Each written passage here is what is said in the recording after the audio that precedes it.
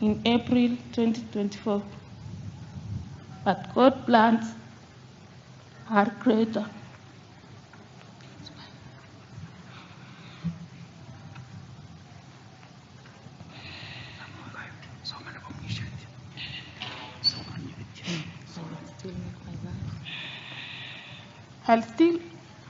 I'll still make my vows of love even in your rest. When your star was growing to be the brightest, God used you. You've been the best husband and father to our children. I'll clearly miss your company. We'll smile again. Till we meet again, my love. Dance with angels. Bye. Rest in peace.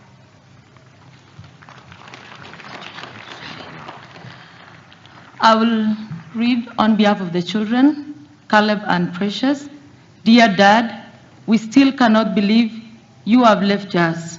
We will always remember and love you. You've left a big void in our lives, and life will never be the same again. You will always be in our thoughts, prayers, and in our hearts. We love you, Daddy. Thank you. Thank you so much.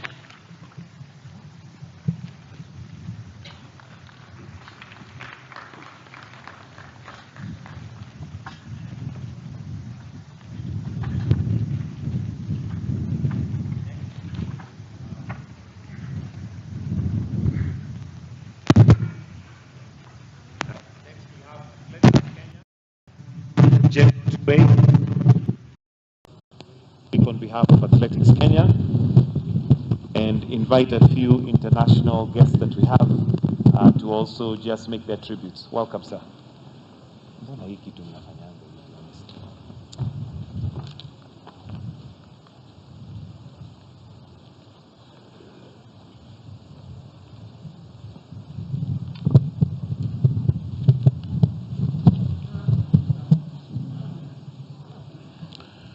Your Excellency,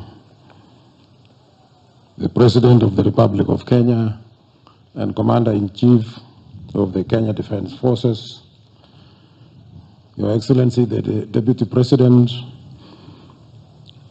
Rigathi Gachagua, the Prime CS, Honorable Musalia Mudavadi, the CSS President, PSS present, and all the protocols. Let me leave it at that for now because of time. Your Excellency, the history of Kelvin Kiptum has been read, but allow me to add what came after that, after the breaking of the record in Chicago last year on the 8th of October. After this, Kelvin Kiptum came home here and we welcomed him back, and he indicated to us that he was training with a plan of being the first human being to lower the time of 2 hours and 35 minutes to below 2 hours. When we analyze the progression in both the marathon and the half marathon he ran and the full marathon that he broke the record in, all indications were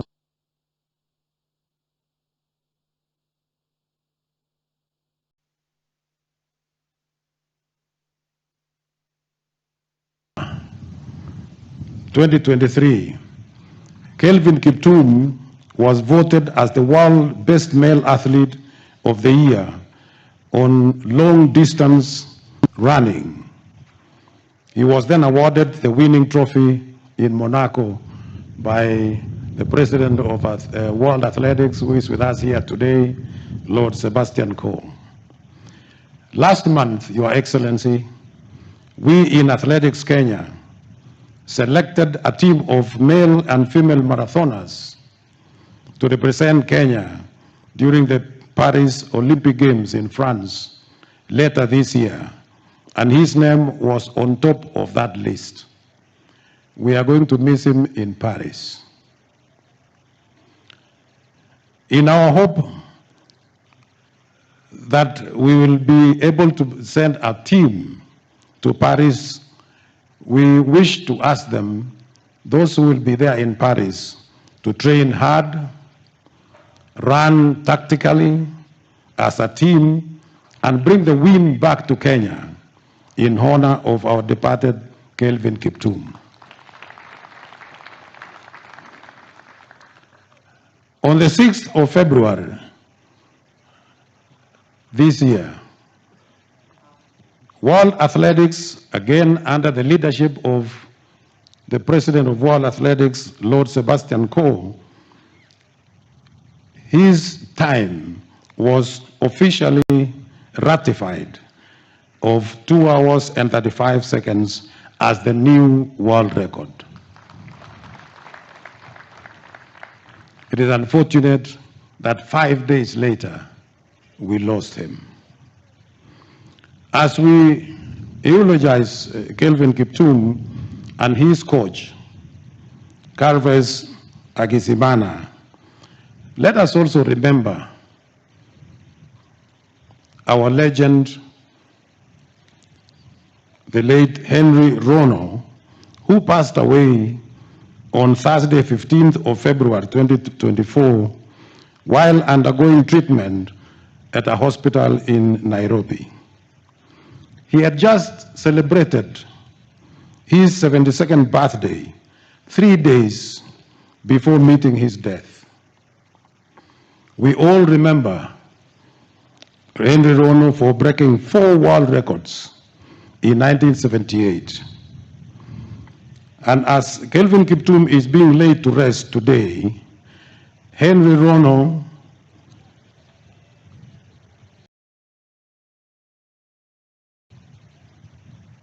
is also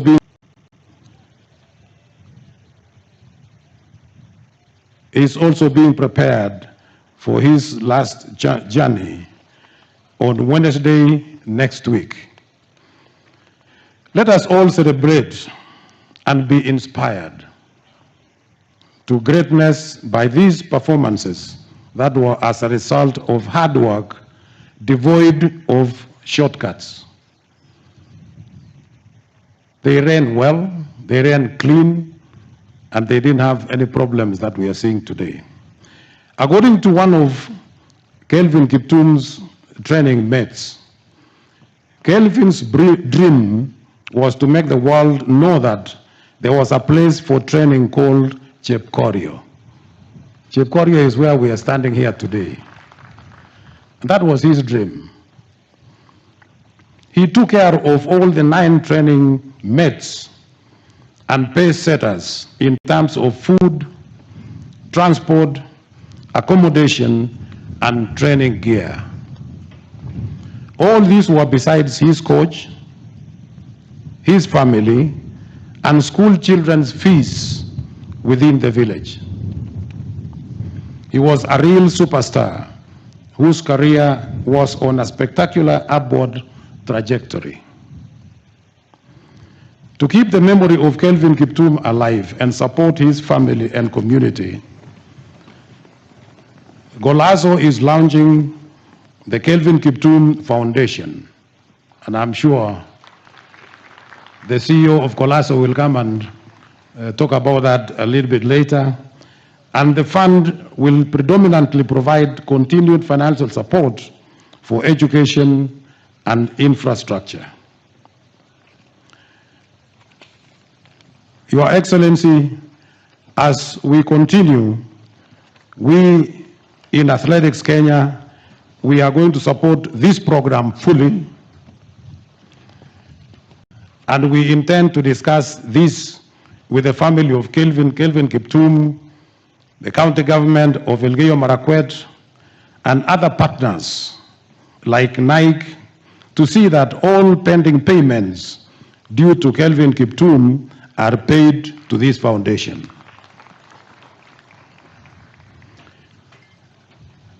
I would also want to request the governor of Elgeyo Marakwet County, who is here with us today, to consider employing the wife of Kelvin Kiptum with a county, within the county, so that she remains here or near the family as she takes care of their young children, whom we have seen here. We also recommend a sporting facility be considered here in Chepkorio as per the Kelvin's wish to support the new talents in line with the Talanta Hela program. And we are ready to support that as well. As part of athletics development, Your Excellency, we have continued to educate the athletes who are here with us on financial management, prudent investments, signing of contracts, retirement, because they retired at a very early age, and it's important that they understand the things that they expect to be involved at early age, and above all, the doping problem. We have done that, and we continue doing this. Allow me, Your Excellency, to thank you most sincerely for supporting us in the fight of these doping matters by releasing $5 million every year for 5 years to fight and to continue with this program. The process is smoothly going on, and we are just about to finish 1 year since we started that problem, or that program. Allow me also, Your Excellency, to thank the President of World Athletics, Lord Sebastian Coe, for supporting this program through Athletics Intelligence Unit. And when he came here last year, you remember, Your Excellency, he promised, and that has gone on well, and we are on course. We have also rolled out, Your Excellency, as part of the program to support the athletes, a pension scheme under the endowment fund to support mainly our retired athletes. The support from our Ministry of Sports and Corporates is highly appreciated, because these are the people who have supported that program. The other program, Your Excellency, that we are undertaking at the moment, which I've started, is to join the affordable housing program. This program, Your Excellency, you started it yourself, and the athletes continue to join. We already have just over 100 that have already signed in the affordable housing program, and it is going on very well. We want to thank you for this, and of course, following what you have done for this family, we have seen a beautiful house that has just come out the other day, and is ready for occupation by the family of Kelvin Kiptum. Your Excellency, thank you so much for doing this.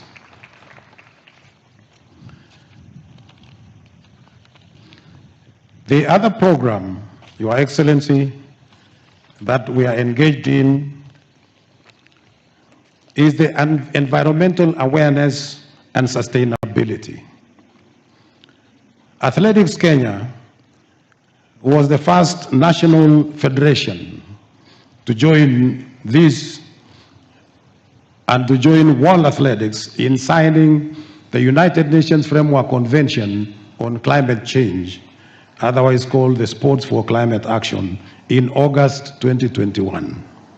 So far, we have been joined by other partners from our partners from United Nations Environment Program and Stockholm Environment Institute, stationed in Kigiri, Nairobi.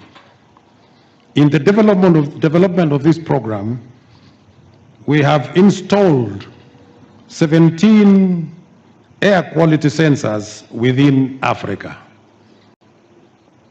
7 of these are in Kenya. And the last one, Your Excellency, that we installed last month was at St. Patrick's Iten School here in Iten. St. Patrick's School is one of the schools that has contributed a lot in the development of sports in Kenya and in the world. And therefore, we wanted to do this so that the students can breathe clean air and learn environmental issues. Next, that we will be going to do is in terms of school program, is Maseno, because we understand Maseno is one of the oldest schools in this country, and we want to extend that to that particular place. We have also attended and been invited during the COP27 in Sharm el-Sheikh in Egypt to go and present our report there, and we did it.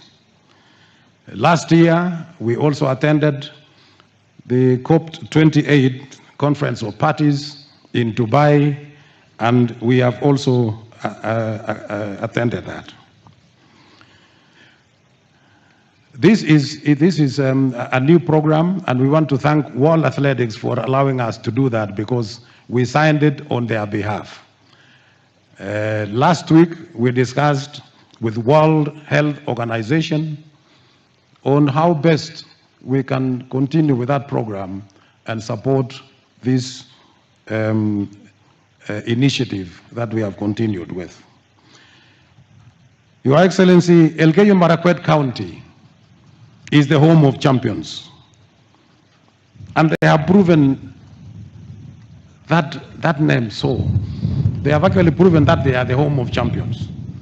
Because when you look at the number of athletes that have come from Elgeyo Marakwet, they are, I think, more than any other county that have gone to produce world beaters. And therefore, in 2019, World Athletics started a heritage recognition of centers that have immensely contributed to the development of athletics in the world.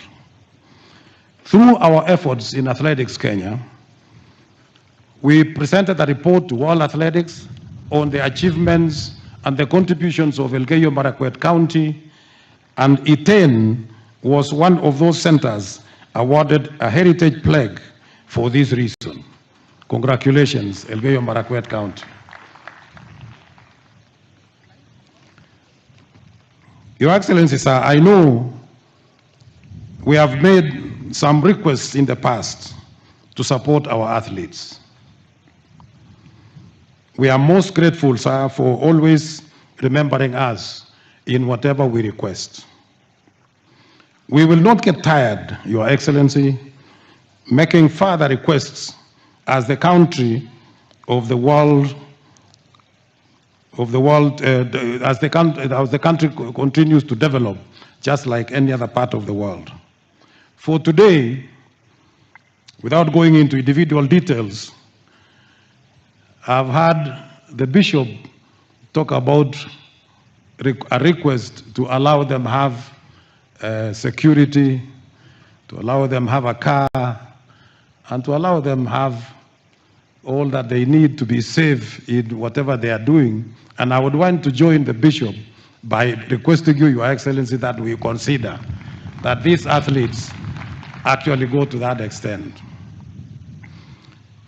Allow me on behalf of the athletes also to humbly request you that honorable members of Parliament,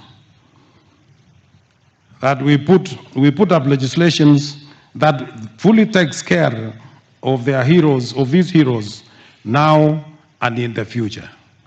If it is legislated well, I believe that a lot of things will be taken care of, and we are ready, Your Excellency, to participate in the drafting of that legislation so that we can take care of these athletes in a better manner, instead of going into other details to say we would like this, we would like that, and so forth and so on. And that will include, for example, that the athletes who have gone to school and they have gone to the university and they have graduated and they are not employed, be considered for employment in government, so that they have something to do. As I said, Your Excellency, athletes retire at a very early age. The athletes who go beyond 40 in athletics are very, very few. Currently, I think we have got only 2. The rest have retired at 30, 32, 35, 38. And so between 40, and if God gives them time until they are of 100, they have got a lot of time in between here. And so if they get something to do, they'll be able to take care of their families.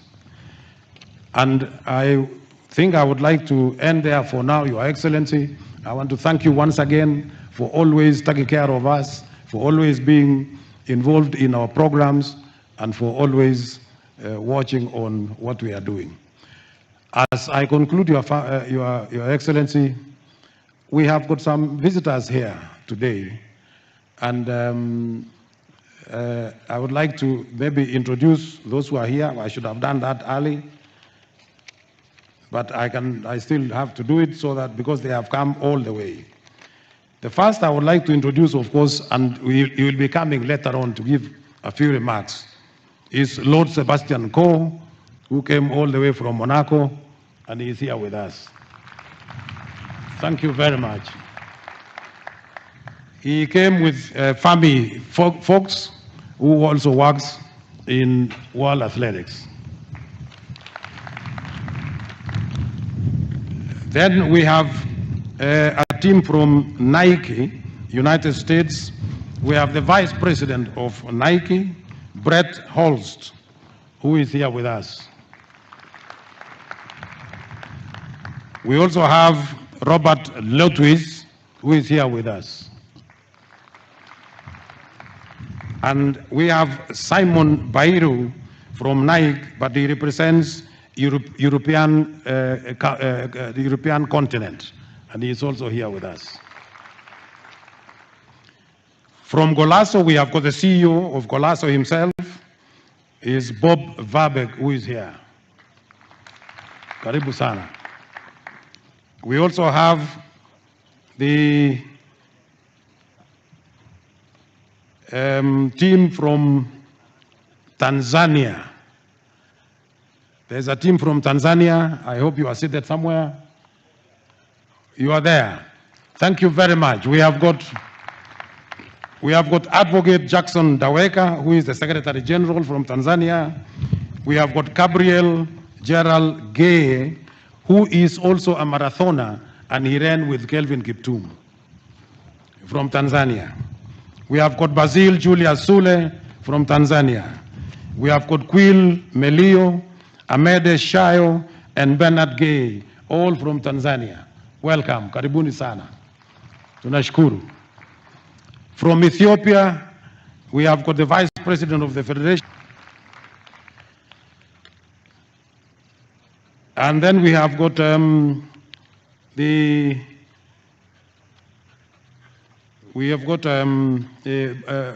quite a number of others who are with us here. And allow me, Your Excellency, to call only 3, to take only 2 minutes to make their remarks, and they leave here. And the first one is Bob Warbeck from Golasso, please. If you can come and make your remarks. 2 minutes, please.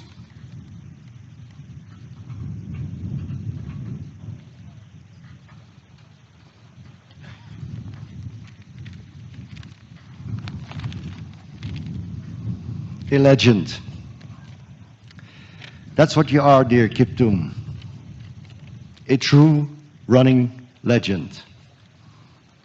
Dear Kiptum, you were a kind, humble, and charismatic young man who left a great impression on anyone you met. You were ambitious, disciplined, and focused, with a huge dream of shattering world records. Your promise as an athlete was immense, and your athletic journey was so inspiring and full of hope. The Chicago Marathon, world's record-breaking performance, was just the beginning. And even breaking the 2-hour barrier was an intermediate step in your mindset. But your ambition was not limited to personal success. As your star started to shine brightly, you also wanted to light the lamp for others. Your passion and dedication to providing education for young and needy children without anybody knowing was just one example. A true testament that you were also an exceptional human being. Dear Kiptum, I will remember you as a loyal friend who became part of our family in 2017. What a journey in just 7 years. Your smile, those light-hearted moments, and our time spent together with the family in Chepkorio will continue to hold a special place in my heart. As we bid your farewell, know that we will deeply miss you, and we will never forget you. Our families are one. May you rest in eternal peace.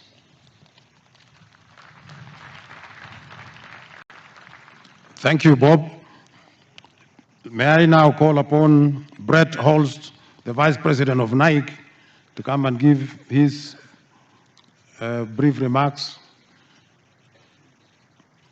before we continue.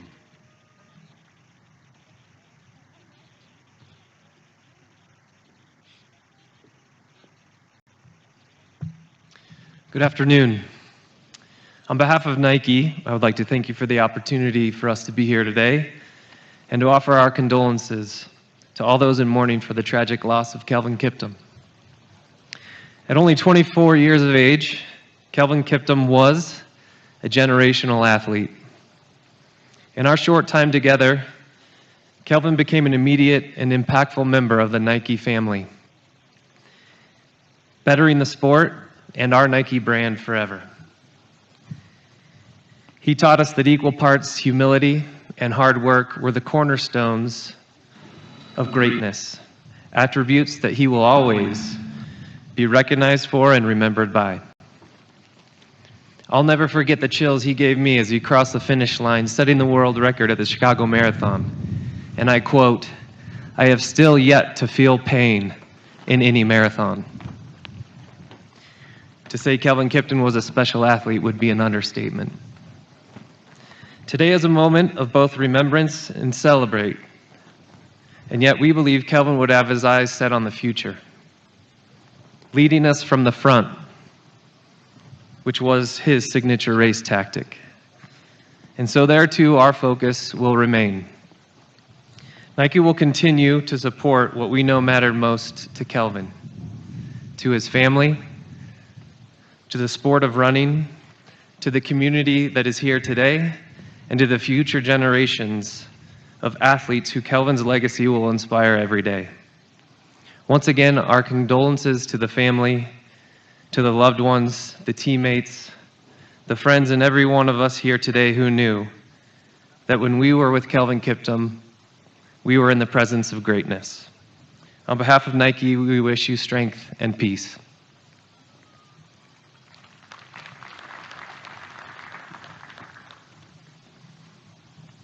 And finally, our good friend, our colleague from Monaco, the World Athletics President, Lord Sebastian Coe, to come and give his remarks, and that will end our program from Athletics Kenya. Thank you.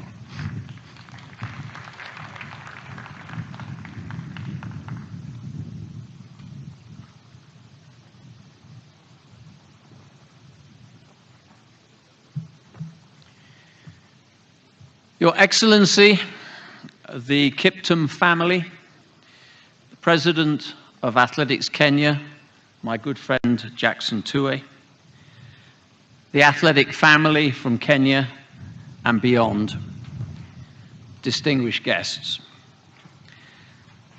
That a young life ends so soon and in such a devastating way is, and of itself, enough cause to grieve.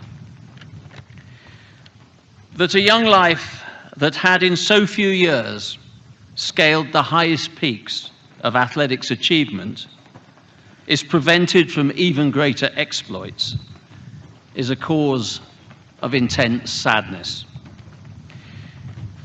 It is also on this, one of the saddest days in the history of this great country, legitimate permission to celebrate an extraordinary young man.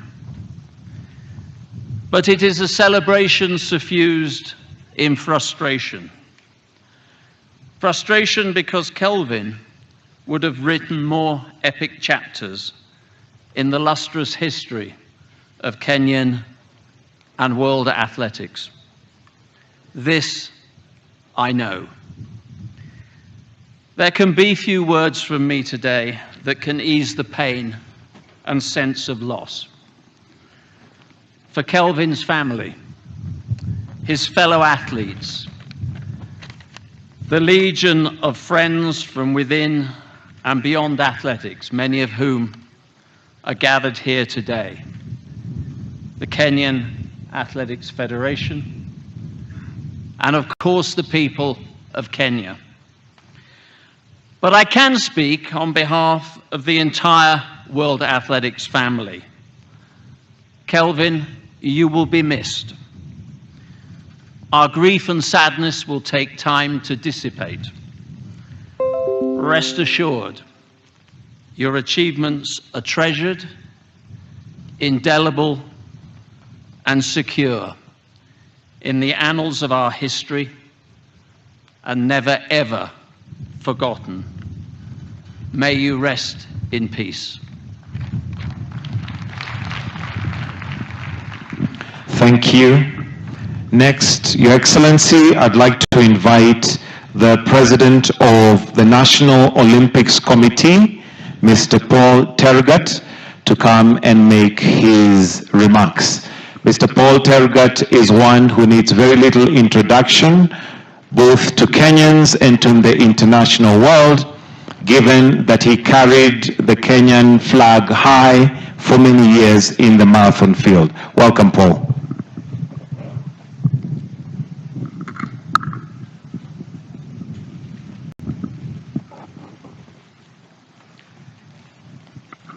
Thank you very much, Your Excellency, the President of the Republic of Kenya, and the head of the members of, head of KDF, Deputy President, all protocols observed, distinguished guests, good morning or afternoon. First of all, I want to say this. We are standing here today because of the pain that we are going through. Kelvin was one of the very unique athletes that we just had. I want to tell you this, that today, when we wake up, when we got this information of Kelvin that has left us, it was such a, not really something that I could believe myself that it has really happened. But I want to say this. It is an history that it has never happened before. Personally, I went into denial mode for so long. And even today, I still believe that if Kelvin was still around, the only thing that maybe we would want maybe to see is the history we was going to make going forward. We all know one thing, that sports is one of its own that is able to bring us all together as a nation. I only want maybe to echo what the General has just said, that our sportsmen and women needs more of support to be able to enjoy and explore more of their talents. Remember that at this time, as we are heading to the Olympic Games in Paris, the only thing, and I'm requesting our sportsmen that they are going to be part and parcel of this team, that the only tribute we are going to give to our brother, our champion, our legend, Kiptum, is to make sure that we go for, when we go to Paris, every medal that we will be participating in, we make sure we get, in his honor, we bring those medals. To the family of Kiptum, the father,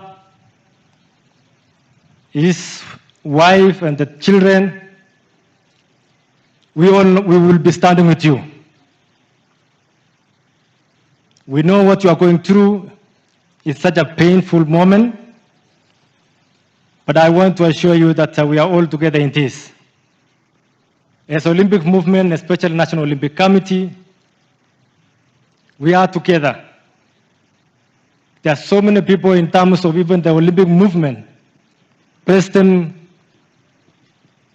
Dr. Thomas Parr has joined in to pay his condolences to you all of you, to convey his condolences to you all, especially to the family, because what Kiptum has done in a very short time has really touched each and everyone across the world.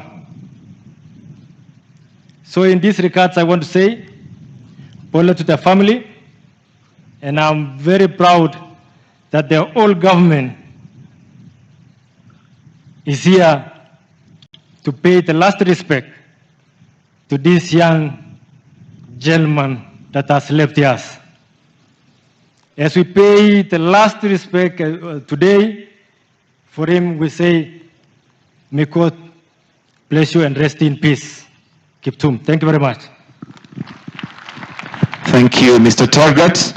Allow me to now welcome some athletes who are going to speak on behalf of their colleagues in the athletic space. And I'll call Gabriel Giai from Tanzania. Gabriel was second to Kelvin Kiptum in the Valencia Marathon 2022, but I'll also request that he be flanked by other athletes. From Kenya, we have Julius Yego, who we all know, former javelin world champ. We have Faith Kipyegon, David Rudisha, and Mary Mora. If they can all just come to the platform and make their tributes, starting with Gabriel Giai from Tanzania, as we move on with the program. Karibuni. Tuwapigie makofi tafadhali wakija. Asanteni.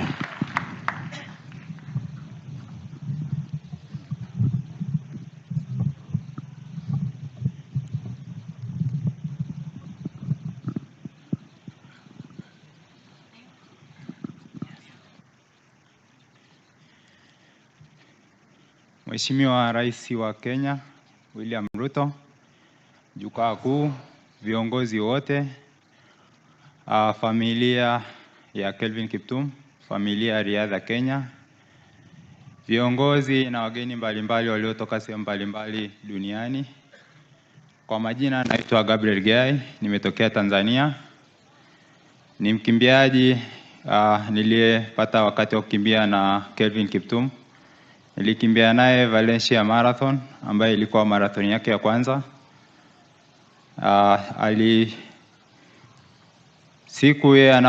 Hiyo siku mimi nilikuwa mshindi wa pili kwenye Valencia Marathon, yeye akishinda. Nilipata wakati wa kuwa naye karibu sana, akawa rafiki yangu sana. Tumekuja hapa binafsi kutoa pole kwa familia hii na kwa niaba ya wanariadha wote Tanzania. Ni msiba mkubwa ambao umetusikitisha na umetupa wakati mgumu sisi kama familia wakimbiaji kutoka Tanzania, na tumekuja kuungana pamoja na wakimbiaji wa hapa Kenya, familia na wananchi wote. Niseme tu kwamba ni msiba wetu sote. Tuendelee kumwombea huko aliko, aendelee kupumzika kwa amani, na tunaendelea kutoa pole nyingi kwa familia. Waendelee kuwa na moyo wa subira kwa wakati huu mgumu waliokutana nao. Mungu awatangulie na tuendelee kushirikiana kwa pamoja. Asanteni sana.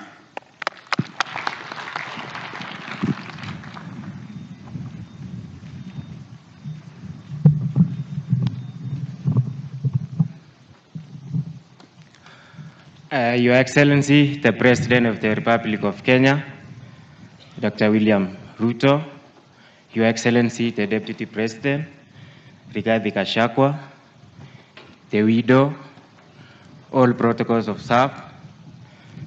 First, thank you, Your Excellency, for this time to speak before you on behalf of the athletes and to pass a message of condolences to the family of KELVIN KIPTUM. We say sorry. We were all affected, and we are still affected by the demise of KELVIN KIPTUM. Your Excellency, we want to say thank you for the support you've shown us. You've shown this family, especially the construction of the new house. I was privileged yesterday to visit the place, and it is a beautiful house. Thank you, Mr. President. To all mourners, we knew Kiptum for a very short time, but within that period, he had done amazing. A world record holder who never even stayed or lived to enjoy his exploits. It's so sad. To Athletics Kenya, poleni sana, we are crying together. To Lord Sebastian Go, the World Athletics President, this must have been the difficult record for you because it was barely a week that you ratified that record and the holder is no longer with us. Pole sana, we say sorry to you, sir. Mr. President, on behalf of these athletes, they have told me, in respect to KELVIN KIPTUM in this area, because he has dreams of supporting all the talents in this place, there was no facility, and it was read by the family that he used to walk barefoot just to go and train in Eldoret, where he could get a place to train, because we don't have a place here. And for his honor, please, Mr. President, we request that you start a project here, a training facility to honor him and name after him. Mr. President, these athletes are requesting just a little recognition and support. The place where we are in is a place of champions, but we do not have a training facility at all. Across the North Rift, the 3 counties calling themselves in pride of our athletes, unfortunately there is no training facility that can be used by our athletes. I want to urge the 3 governors, please unite your minds. You can even start by having one facility for these athletes to train in. That is very little to ask. Again, Mr. President, for these world record holders, please, we request to be given even security. The loss we have encountered in Kiptum is huge. It's so huge to the country and the world. But if he had security at that time, or a driver, we don't know the life of someone, but maybe we could have saved him. We have not many world record holders in this country, but let's support them to keep them that security, and a driver. It doesn't cost much for our country because the pride that the athletes bring to this country is much bigger. For those few remarks, Mr. President, thank you.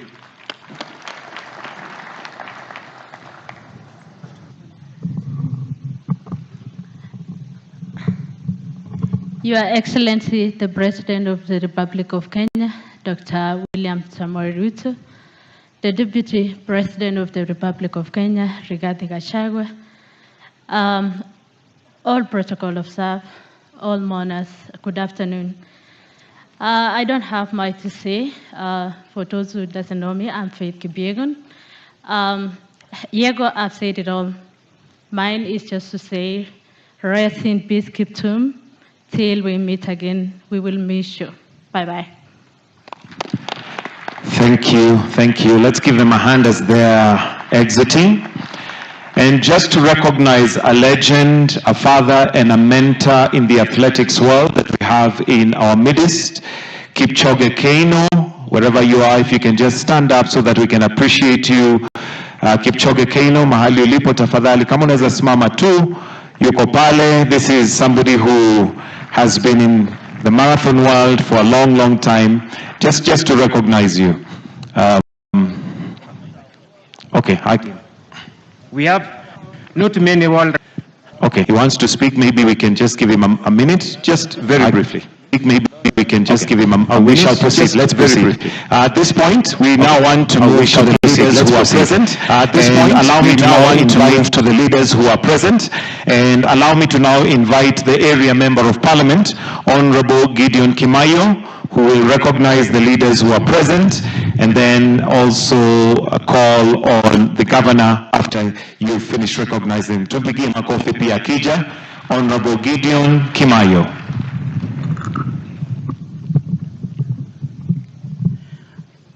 Your Excellency the President, Your Excellency the Deputy President, Mheshimiwa Waziri Mkuu, viongozi wote, kiongozi wetu, familia ya mwenda zake Kiptum,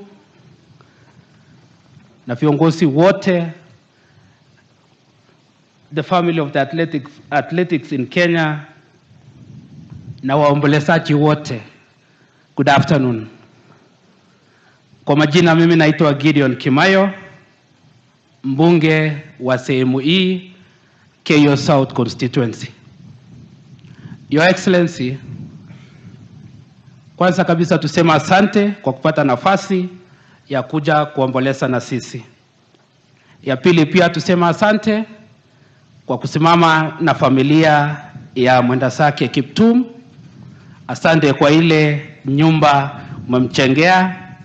Asante pia kwa ile nyumba umechengea wazazi, na pia asante kwa kusimamia gharama ya mazishi. Tunasema asante. Kwa familia ya Kiptum, mamake mzazi, baba mzazi, bibi yake na watoto wake, tunasema pole. Kilen mutyo en family ni bagap Chepkongen ak chamii tugul nebo Chepsamu kwa kupoteza ndugu wetu, shujaa wetu Kiptum. Kwa niaba yangu na familia yangu, na kwa niaba ya wakaaji wote wa Keyo South Constituency, tunasema pole. Ndugu yangu Kiptum ambaye ametuacha, mimi tulijuana vizuri. Wakati ule mimi nilichaguliwa kama mbunge wa Keyo South, niliita wakimbiaji wote kwa ofisi yangu, na tulikaa chini pale tukazungumzia maneno ya wanariadha wetu, na tukaunda kamati ambayo ilikuwa inaangalia maneno ya wanariadha. Ndugu yetu Kiptum ambaye ametuacha alikuwa mmoja wao, na tulikuwa tumeanza kupanga jinsi ambayo tutaangalia maslahi ya wanariadha wetu.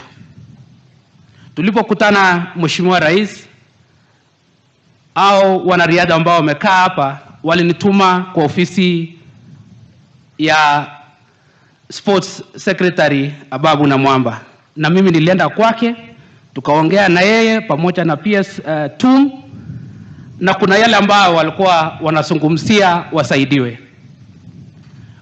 Mwezi huu wa pili, our Sports Secretary Ababu was supposed to be in our county. Alikuwa amepanga akuja azungumze nao, lakini kwa bahati mbaya tukapoteza ndugu yetu. Mheshimiwa Rais, hapa KU South tumetoa wanariadha wengi ambao wamevunja rekodi za dunia. Nikiangalia pale kuna Komen, ndugu yetu ambaye alivunja rekodi kitambo, na wengine wao. Mheshimiwa Rais, hapa ndio Vivian Cheruiyot ametoka. Kutoka hapa na kwa kina Vivian ni kama Vivian yuko pale. Kutoka hapa mpaka kwa kina Vivian ni kama kilomita 5. Tuko na ndugu yetu Kamworor ambaye ni jirani yake Kiptum. Kwa kina Kiptum na kwa kina Kelvin ni kama 300 meters. Wanatoka karibu sana. Tuko na wengine kama Mheshimiwa Boit kutoka Kabiemit wa kitambo na wengine wengi. Ombi langu Rais, hao wanariadha wanalia kwamba serikali kwa mara mingi hawajaweza kuwasaidia.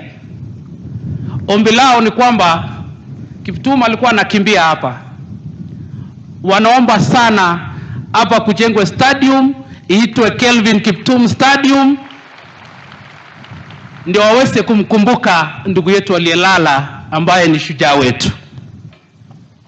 Kwa unyenyekevu Rais, tunaomba kupitia kwa ile sports fund, ikiwezekana tupate hiyo stadium. Tunaomba kwa unyenyekevu. Tulipozungumza na ndugu yetu Waziri na Mwamba, nilimwambia wengi hao wanaokimbia hawana mahali pa kukaa. Sana sana wanaenda kukimbia, wanarudi nyumbani, wanafanya ile kazi ya nyumbani. Ingewezekana tupate kama shule ambayo hao wanariadha wanakaa. Na nikaambia waziri wetu tukuwe na sports academy kutoka primary mpaka secondary, ndio ichunge wale wadogo. Pia Rais, nikamwomba ndugu yetu waziri, nikamwambia waziri ikiwezekana tunapoangalia maneno ya TVET, tukuwe pia na TVET ambayo wale wamemaliza form 4 wanaweza kukaa hapo na kutrain sasa ile wengine wanasoma. Mheshimiwa Rais, tunapoomboleza ndugu yetu ambaye ametuacha, familia hii ya ndugu yetu Kiptum walikuwa maanza kuangalia familia yao ikibadilika, kwa sababu walikuwa wanajua Kiptum ndio sasa amekuwa star kwao. Ndugu yetu Kiptum ametoka kwenye familia ya chini, lakini kupitia kukimbia kwake tulikuwa tunajua hiyo familia ingeng'aa. Tunakuomba Mheshimiwa Rais, mchane Asenat ambaye ni bibi yake Kiptum, ikiwezekana Rais tumtafutie kazi kwa serikali kuu. Na Head of Public Service alikuja hapa kufariji na familia, na tukamwambia akasema ataangalia maneno. Pia Rais, kwa hiyo familia ndio tupate mtu wa kushughulikia familia ingine ile yote. Tuko na ndugu yetu ambaye alikuwa anasoma biology hapa. Tuko na Professor Kimurto. Professor Kimurto ni wa familia hiyo. Huyu profesa, Mheshimiwa Rais, akiweza kupatiwa kazi kama CEO mahali, atachunga hiyo familia yote. La mwisho Rais, Mheshimiwa Rais, jamii hii ya hapa, mahali tumesimama hapa inaitwa Chepkorio Ward. Mahali Kiptum ametoka ni ngambo hiyo, ni Kaptarakwa Ward. Hiyo jamii yote walikuwa wameanza kusherekea wakisema ndio huyo tuko na world record holder ndugu yetu Kiptum. Walikuwa wameanza kuangalia vile maisha ya watu ya hiyo jamii ingebadilika. Rais, kama unaweza, kama itawezekana, uweze kuwapangusia machozi watu wa hii jamii ya Chepkorio na Chepsamu. Mimi naomba Rais, sehemu hii yetu mahali Kiptum ametoka, hamna hata familia moja iko na maji. Ikiwezekana Rais ndio waweze kukumbuka ndugu yao Kiptum, waweze kupata maji ya kutengeneza damu yetu hapa ambayo inaitwa Chepsamu, na ingine hapa chini ambayo inaitwa Chepkorio water supply, ndio jamii yote waweze kukumbuka ndugu yao marehemu Kiptum. Pia Mheshimiwa Rais, ile barabara tumepitia kutoka pale kwa lami mpaka hapa kwa hospitali, hiyo barabara hapa mahali tumekaa Chepkorio ni headquarters ya sub county yetu ya Keyo South. Amna lami. Tukipata lami kidogo tutashukuru. Ya mwisho kabisa, hapa mahali tuko pia maneno ya stima bado iko chini, ndio hao wananchi waweze pia kukumbuka ndugu yetu Kiptum. Wakipata stima tutasema asante. Kwa sababu tumekuja kuomboleza ndugu yetu, siwezi sema mengi kupita hapo. Wacha nitambue wale wabunge ambao wako hapa, alafu wale tu wetu wawili watatu watazungumza. Wale wabunge wa kutoka Elgeyo Marakwet, naomba njoo hapa mbele muweze kuomboleza ndugu yetu. Wacha nimuite Mheshimiwa Kipsanai kutoka Keyo North. Karibu Mheshimiwa.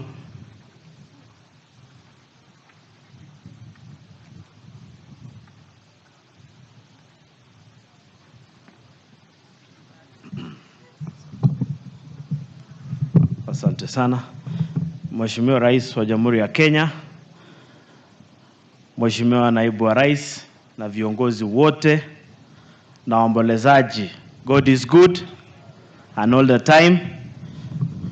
Mimi vile vile ningependa kuchukua nafasi hii kusema pole sana kwa familia kwa kumpoteza huyu ndugu yetu, na ningependa tu kusema kwamba tutimize ama tutilie mkazo ile maneno ambayo imesemwa na mhubiri kwamba tumtegemee Mungu kila wakati. Tunajua ndugu yetu amefariki akiwa na umri mdogo sana, lakini cha Mungu ni mengi. Na ningependa kumwambia mjane na wazazi mtegemee Mungu na Mungu atazidi kuwashikilia mkono. Ya pili ni kusema shukrani kubwa sana kwa Mheshimiwa Rais wa Jamhuri ya Kenya kwa kusimama na familia. Mheshimiwa Rais, ulipokubali sherehe hii kuwa state function, hiyo ni heshima kubwa sana kwa sisi na familia, and we will be forever grateful. Tunashukuru kwa hayo.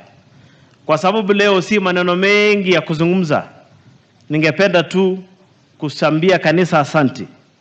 The special prayer ambayo mmeombea wakimbiaji wetu ni jambo ambayo imeniguza sana.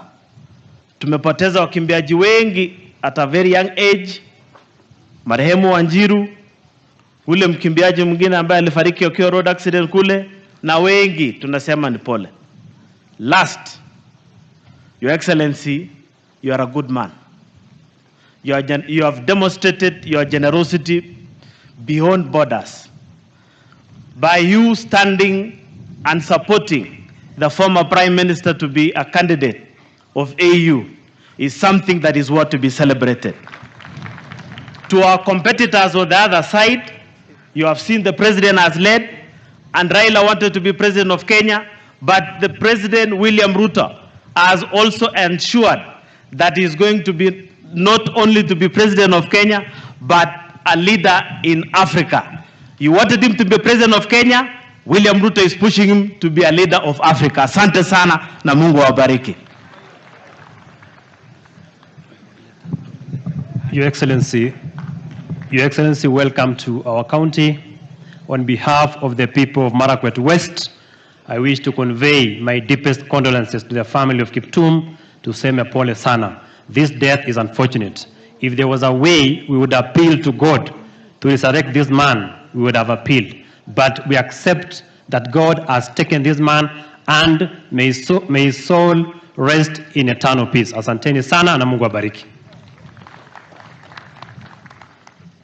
Your Excellency the President, the Deputy President, Prime Cabinet Secretary, with all protocol observed, wananchi, waombolezaji wote, good afternoon. Hamjambo. Sina mambo mengi pia, leo ni siku ya huzuni sana katika hii kaunti yetu ya Elgeyo Marakwet County, kwa sababu Kiptum alikuwa mdogo na tulimtegemea sana Kiptum kuwa bado ataloa hiyo time ya marathon. Lakini wanariadha wetu tunawategemea sana. Kamworor tunakutegemea katika Olympic yenye inakuja. Tunajua hiyo time you are also able to bring it under 2 hours.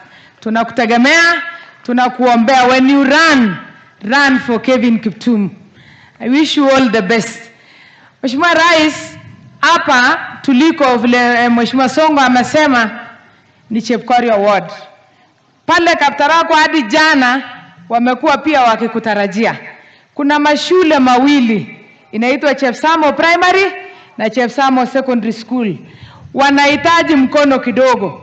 Kwa sababu umefika hapa na kwa sababu Kevin alikuwa anatoka pale, utawasaidia tu kitu kidogo, wako na shida mingi sana.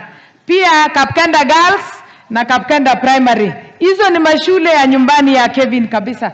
President, consider hawa vile umesaidia Koptega hapa na kitu kidogo, pia na hawa wapate kitu kidogo wamkumbukie Kevin. Mheshimiwa Rais, ninataka kusema hivi. Hii uwanja ambayo unaiona hapa ni ambayo hawa athletes wanakimbilia. Hata wewe ukitembea unaangalia chini usije ukaanguka. Tunaomba, hii ni kazi ndogo, tukiweza level hii uwanja vizuri, ikuwe portal free, na tunaagree wote, wanariadha wote kutoka Nandi, kutoka Wazingishu na sehemu zingine wana train Elgeyo Marakwet County. Hatuna uwanja hata mmoja Elgeyo Marakwet County ambaye ina accommodate hawa vizuri. Hatutaki hata ijengwe ikuwe kubwa sana. Ukilevel hapa, ileveliwe ile ya Kapsait, kuna ingine Kapcharap, na zile mawanja ndogo ndogo ndio tuendelee kupata bendera ya Kenya ipae juu sana kimataifa. Mheshimiwa Rais, mwisho Mheshimiwa Rais, ni kushukuru. Wewe umefanya kazi na tunakuaminia sana. Ulipotuambia vumilieni kwa sababu Roma haijajengwa na siku moja, tulivumilia. Mheshimiwa Rais, tunaona kazi yako inaanza kuonekana. Dola vile ilianza kutaramuka, sisi tumeshukuru sana. It is a sign of better things to come. And we will support you, Honorable Rais. We will support you in whatever you do. We will be behind you in Parliament. Whatever you want us to pass for you, we will be always there for you. Otherwise, poleni sana familia na wa athletes wetu tunawapenda, tunawaenzi. And they requested yesterday at the Requiem Mass that they be given diplomatic passports so that whenever they are moving out of the country, they always face numerous challenges, Honorable Rais. These athletes are the only people who make our flag to be flown and our national anthem to be sung internationally, Mheshimiwa Rais. Wakipata hiyo diplomatic passport, maneno yao itakuwa mzuri. Kwa hayo mengi, mimi nataka kusema tunawapenda wanariadha wetu na tunawatambua. Mwenyezi Mungu awabariki. Asante. Asante Mama County. Sasa waja ni waite wabunge wote ambao wanatoka nje ya Elgeyo Marakwet.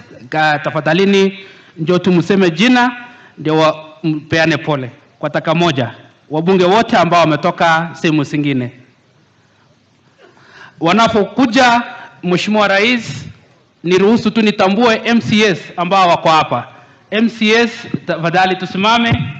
MCS tusimame. Mheshimiwa Rais, hapa mahali tuko inaitwa Chepkorio ward. MCA anaitwa Mheshimiwa Kimeli, na MCA upande ile ingine anaitwa Mheshimiwa Bwana Leng. Na tunataka kusema asante kwa hao MCA wawili kwa sababu wakati marehemu walipata ajali, hao ndio walikuwa wa kwanza kufika pale mahali ajali ilifanyika. Tunasema asante. Basi waje niwapatie wajumbe wenzangu waseme jina na pole. Sasa karibuni. Your Excellency Dr. William Samoei Ruto and your government. Mimi ninaitwa Professor Phyllis Barto, mjumbe kutoka Moiben. Your Excellency, mama wa Kiptum anatoka Moiben, tulisoma na yeye, na hata hiyo shule Kipchawat Primary yenye Kiptum alisoma, mimi nilikuwa alumni wa hiyo shule. So kwa niaba ya watu wa Moiben tumekuja kusema pole, and to our athletes poleni sana, family ya Kiptum poleni sana. Your Excellency, the President of the Republic of Kenya, Your Excellency, the Deputy President of Republic of Kenya, all leaders, familia ya Kiptum, na watu wote wa Elgeyo Marakwet na KU South. Mimi naitwa Veronica Maina, nilikuwa katibu mkuu wa chama cha UDA, na tumekuja hapa leo, nimetoka Murang'a County kuleta rabirabi zetu kwa familia na watu wa Elgeyo Marakwet.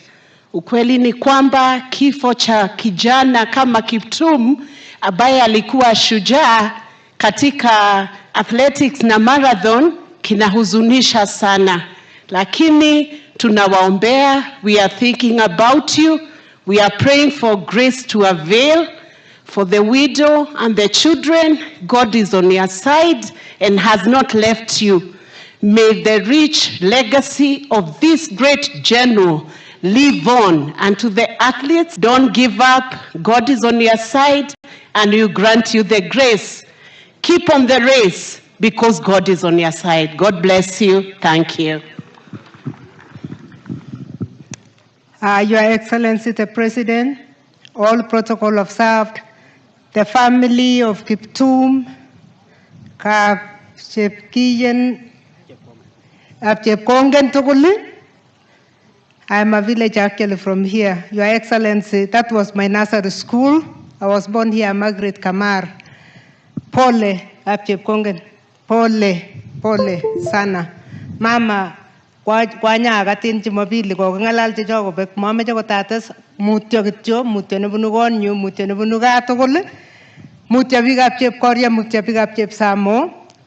We lost a giant in the making. Kimeche kityo kele may God rest his soul in eternal peace. Your Excellency, lastly, the request that has been made, I want to support Athletics Kenya.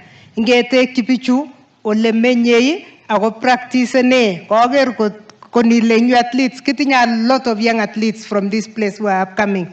If you look at the place na mi Chepkorio small center nagilen ko boisie itobeni akitebege ile man wendi chito kongete yu akoi France lakini wamejaribu. So ngotoretin Jehova, Your Excellency, amu kiyai chechang ako kongoi amu kainyo.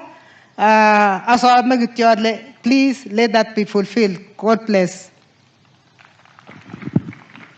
Your Excellency, the President of the Republic of Kenya, all protocols established.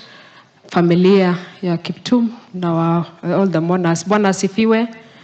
My name is Cynthia Muge, the Nandi County Woman Rep. Tumekuja hapa siku ya leo not to celebrate a life but to mourn a life that has been snatched ya Kiptum. Tunasema poleni sana.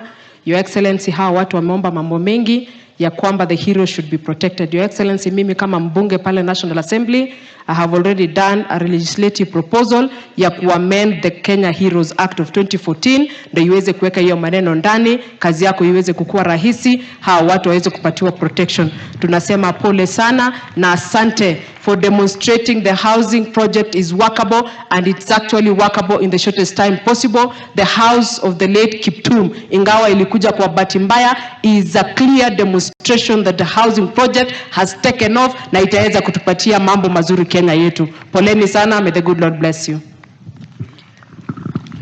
Your Excellency, the President and all protocols observed. My name is Abraham Kirwa, mbunge wa Mosop. Tumekuja kusema pole. The family of Kiptum, the relatives, tumesema pole. Watu wameongea mambo mengi, na rais tunasema asante kwa sababu umetenda mengi towards athletics. Siku ingine tutaongea mambo mengine, lakini tumekuja kusema pole siku ya leo. Poleni na Mungu awafariji. Your Excellency the President, the Deputy President, na waombolezaji wote, kwa majina mimi naitwa Nelson Koech. Mimi ni mbunge wa kule Belgut, Kericho County. Nimekuja kusema pole kwa kupoteza ndugu yetu Kiptum. Nataka tu to respond on AK's request by Lieutenant General Tuwei that will support legislation, especially that is geared towards promoting athletes and athletics in Kenya.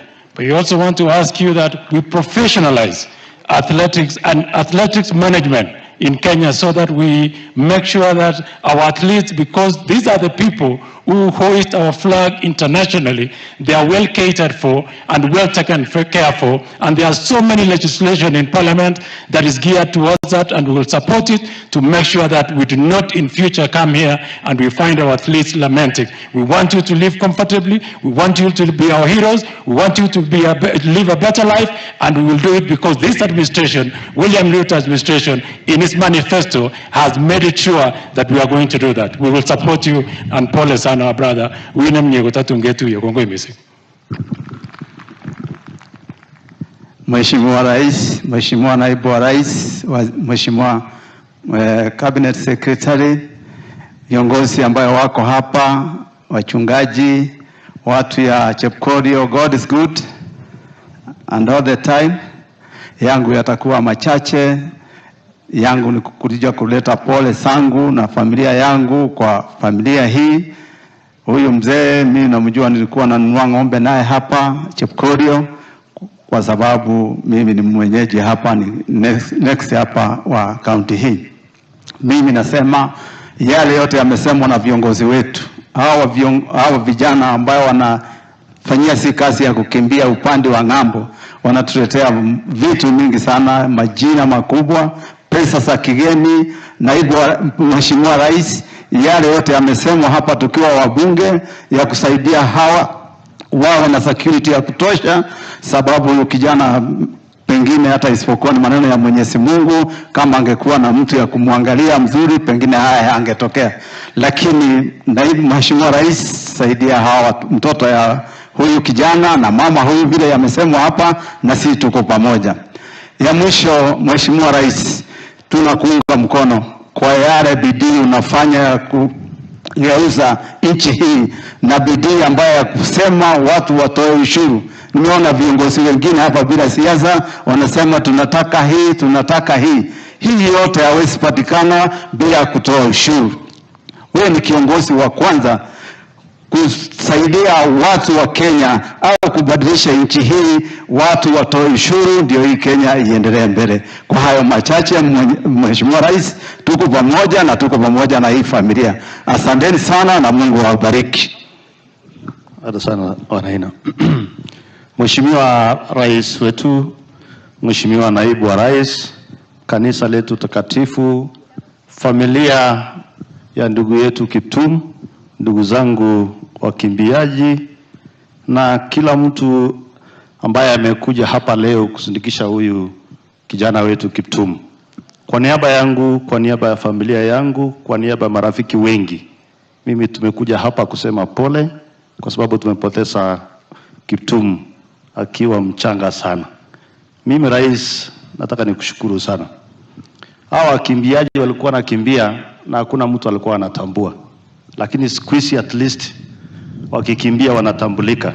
Wanakuja kwa State House, unawakaribisha, na inaonekana ni heshima, na pia inaonekana kwa dunia mzima tunawaheshimu. Lakini Rais, nataka ufanye tu kazi moja peke yake. Unajua hawa wakimbiaji pia ni watoto wetu na ni watoto wako. Nataka uchukue nafasi, uketi na wao. Kuna mambo mengi utawaongelesha, utawaguide ili tusiwe na hasara. Maana unajua Rais, hata mimi nilipata pesa nikiwa mdogo, na mimi najua hasara ya pesa tukiwa wadogo. So chukua nafasi, uketi na wao, ili mambo mengi itatengenezwa. Asante sana, Mwenyezi Mungu awabariki.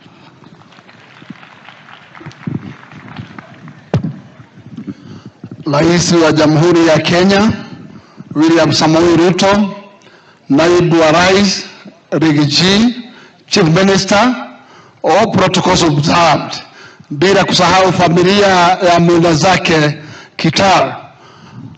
Hamjambo, mimi naitwa Gakuya na Gakuya ni mbunge kutoka Nairobi na nimekuja kuleta labilami zangu kutoka Nairobi. Nimetoka sehemu inaitwa Embakasi North, na kwa niaba ya Nairobi kwa jumla, pia sisi tumesikia tumepoteza, wakati tunapoteza kijana mdogo wa rika ya miaka hiyo, ni nchi imepoteza, na zetu ni kulia pamoja na familia na marafiki, na kusema kwamba maoni yale wengi wameona kwamba champion kama hao wawe wakiangaliwa, hata kama ni security.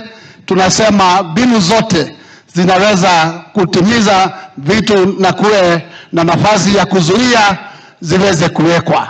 Na Rais wa Jamhuri ya Kenya, kwa sababu wewe ni mpenda na wewe ni chipukizi, maoni ya wengi hapa ni kwamba wangetaka kuwa na nafasi ya kuwa na sehemu ya kuweza kufanya practice na kusikia kilio yao, na ukisikia kilio yao utakuwa umewainua katika hali ya kutafuta tunasema kutafuta chakula ama kutafuta mbinu ya maisha ya kesho.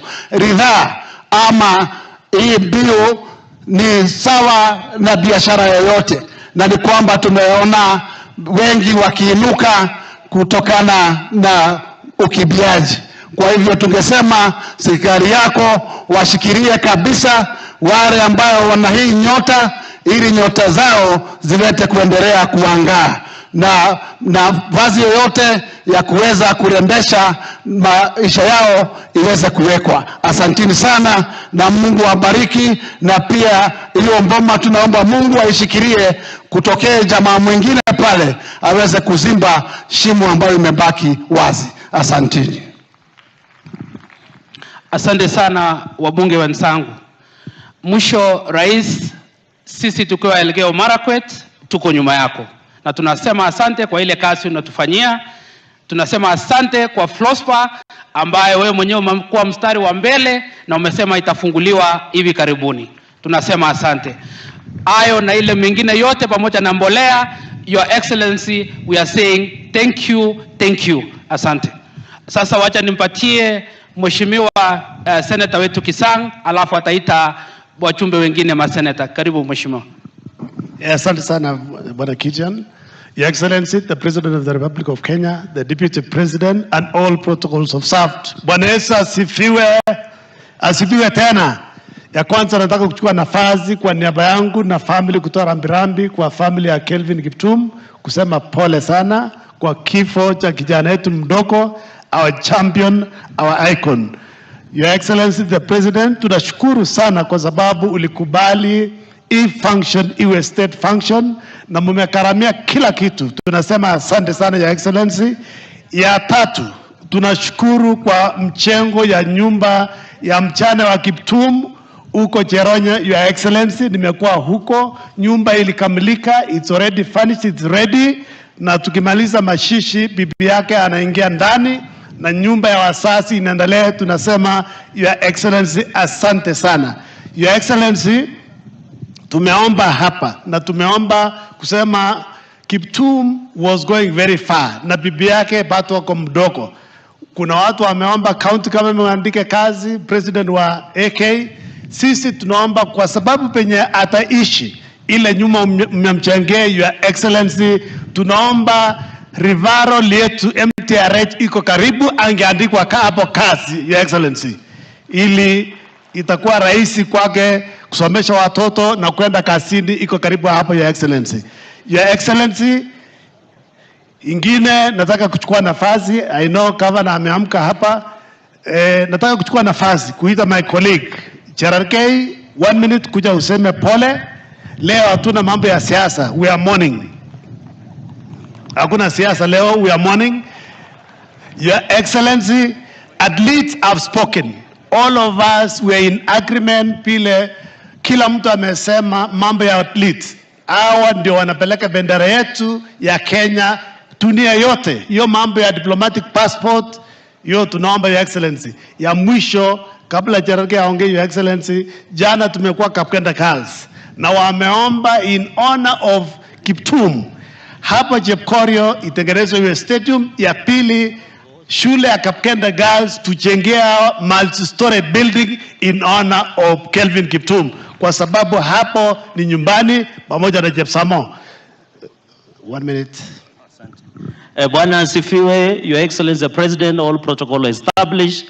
The clergy, ndugu na bibi na baba wa ndugu yetu, the hero legend Kelvin Kiptum, kwa niaba yangu, on behalf of my family, the great people of Nandi, ni kusema pole. Ya pili ya rais na ya mwisho, many people don't know that since you came in, you have done a lot of reforms. Na mimi nimekubaliana na Athletics Kenya ya kwamba we need to ring fence. Kwa sababu wakati ulifika, ule mtu anashinda gold anapatiwa 3 million, ule anashinda silver 2 million, ule anakuwa number 3 anapewa 1 million, na ule world record player kama breaker kama huyu ndugu yetu anapewa 5 million na nyumba. So Your Excellency, what we need to do is to ensure ya kwamba we ring fence the sports fund so that it continues to cater for our people, Your Excellency. Ya mwisho, Your Excellency, vile wamesema, nataka ni kurequest si athletes peke yao, pia uongeze other sports federation, waketi na wewe, kama ni football, kama ni athletics, kama ni basketball, ndio uweze kuwa mentor the way you have mentored us in leadership, Your Excellency. Ya mwisho, Your Excellency, nataka niombe kwa heshima. Najua tuko na mambo kidogo ya doping.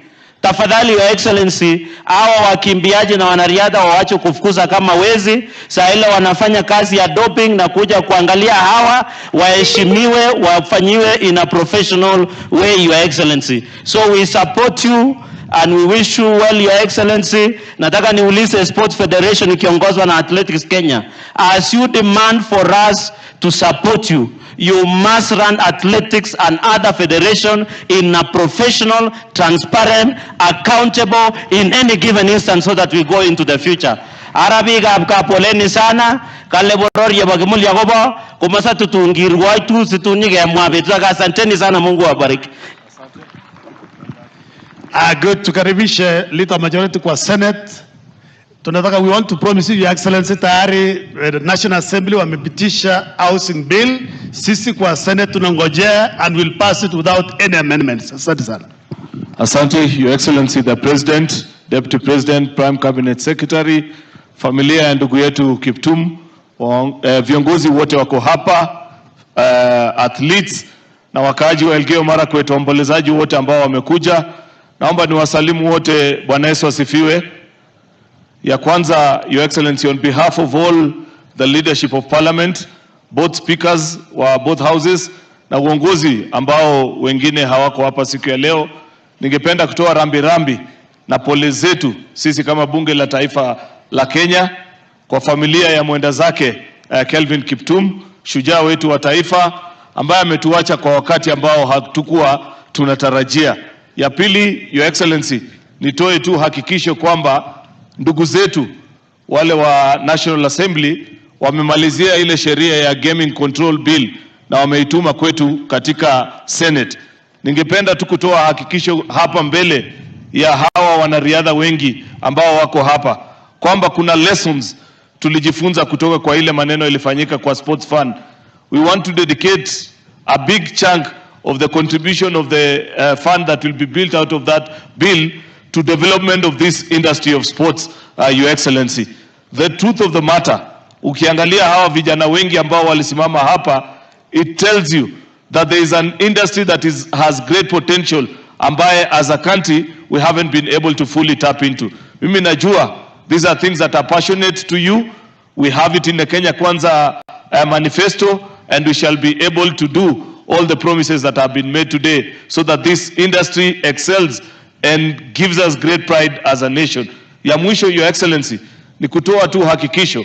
Niliosikia General Tuwei amesema kwamba wako na legislative proposal ambayo wangependa kutupatia sisi kama bunge, that will ensure that our athletes live decent life na pia wana enjoy the fruits of their labor.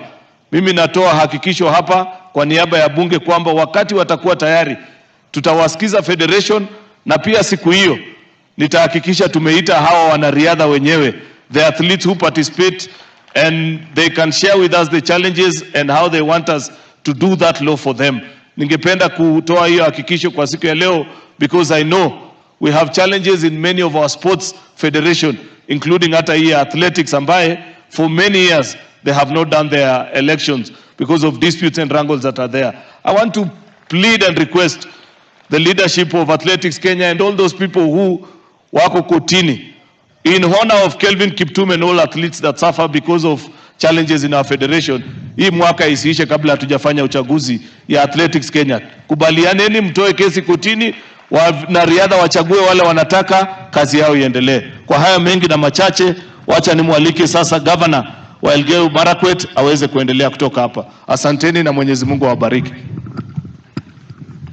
Asante sana Majority Leader wetu.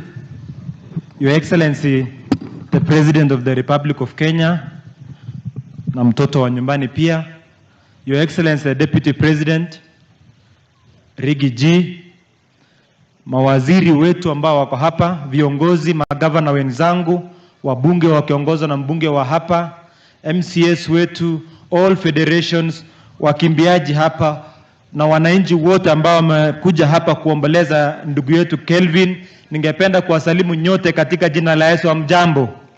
Bwana asifiwe. Mimi sitachukua muda mrefu, Your Excellency. Nataka nichukue fursa hii kwa niaba ya wakaaji wote wa Elgeyo Marakwet County kutoa rambirambi zetu kwa familia ya Kelvin, kwa mzee, mama na bibi yake na watoto.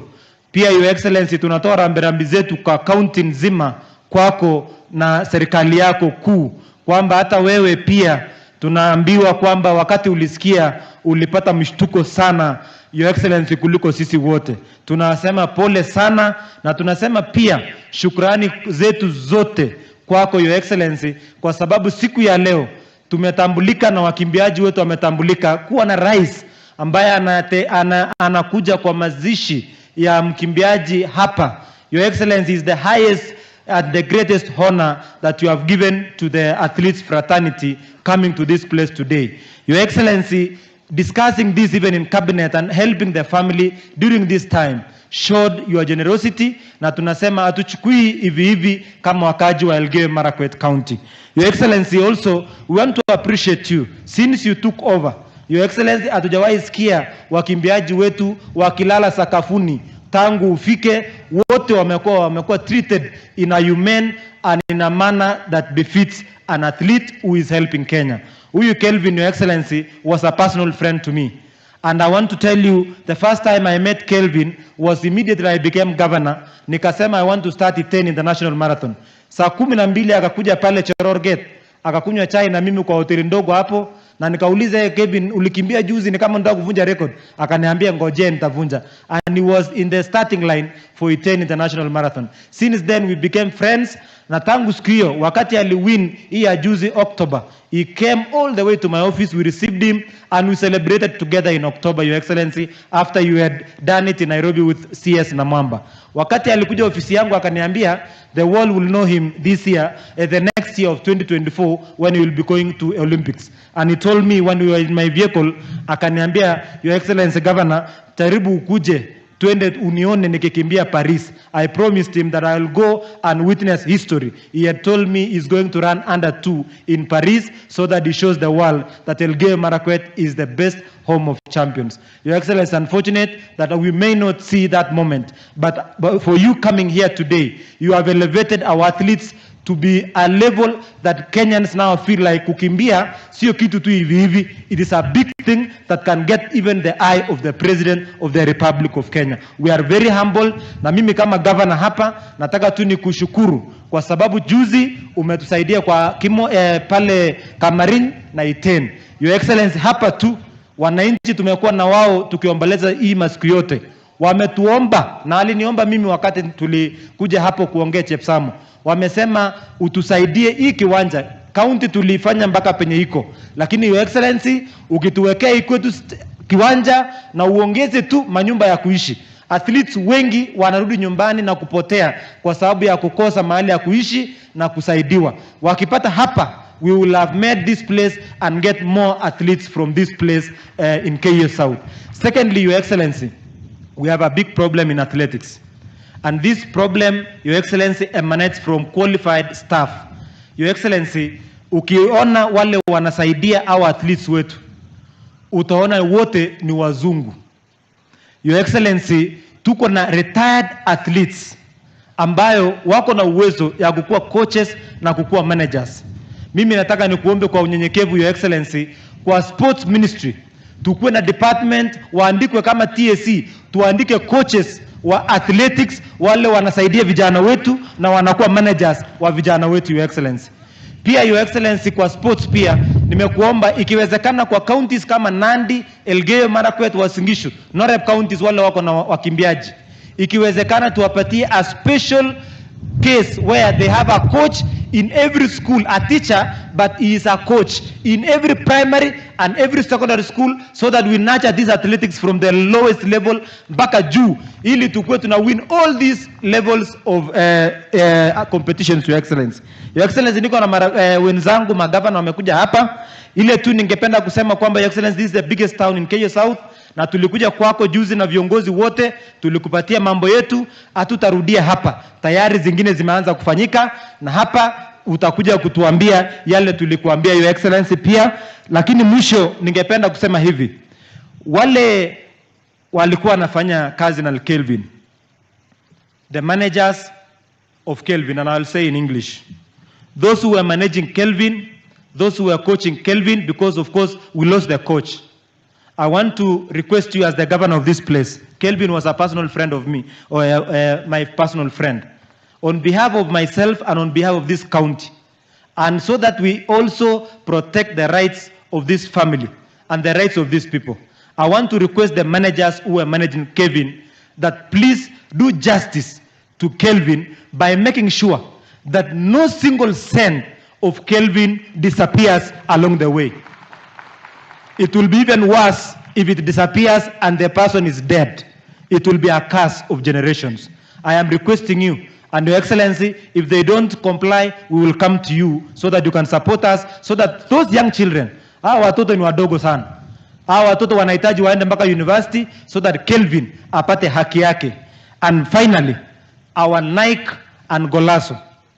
Nike has been here for the longest time, since I was a young person. Golasso has been here. All these athletes run using your gear. They all come from Elgeyo Marakwet County. We are here requesting our president to support us with a small stadium. But Nike and Golasso, you are global brands. Kelvin runs and wins. Kipchoge runs and wins.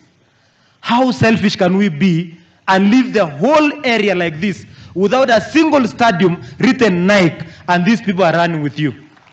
We are requesting you today in front of our president, if possible, do something in this county of Elgeyo Marakwet so that we remember you and we will wear Nike in every day, everywhere across the world.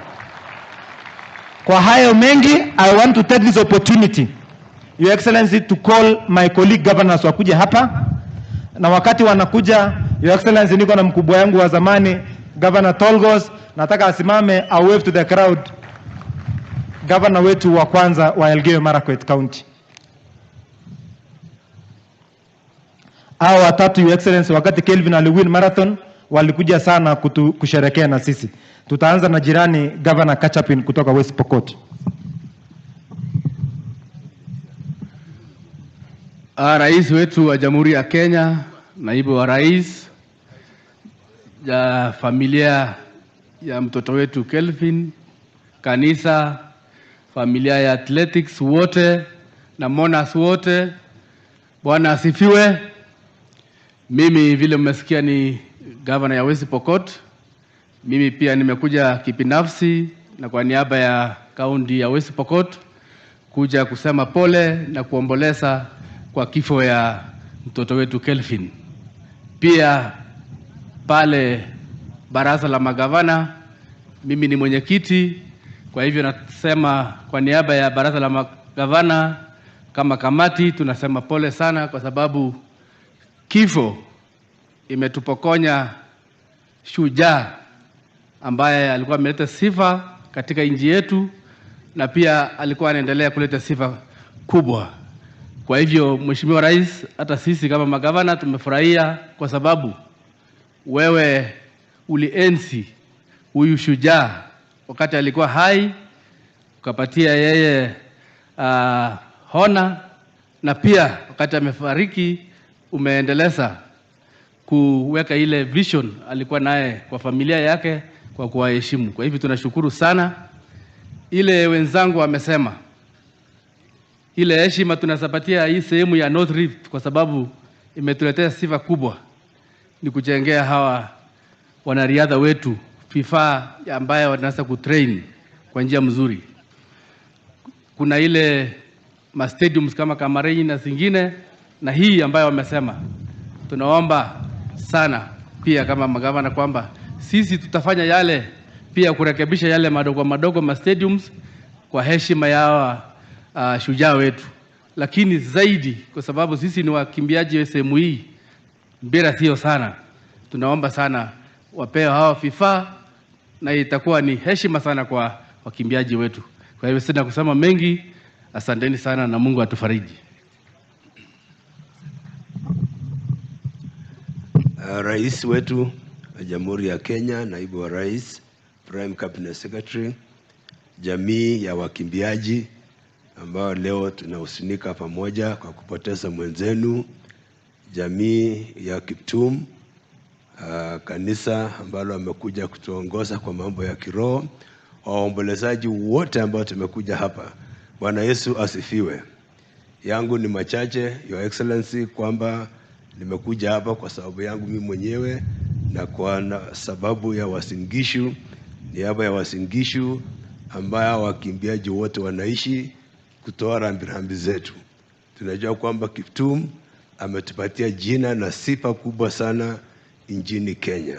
Ombi langu moja, Rais, ni kwamba hawa wakimbiaji na jamii ya wakimbiaji, sisi wote tunajua wametupatia jina safi sana na wametuenzi kama Kenya, lakini wanajiuliza swali, tangu 60s tumeharvest so many medals, wakati ya Kipchoge 70s, 80s, 90s mpaka sasa, lakini hatuna kitu ya kuonyesha dunia kwamba sisi tuko na wakimbiaji, kwa sababu vifaa ambao wanatumia, viwanja vyao zote siko chini.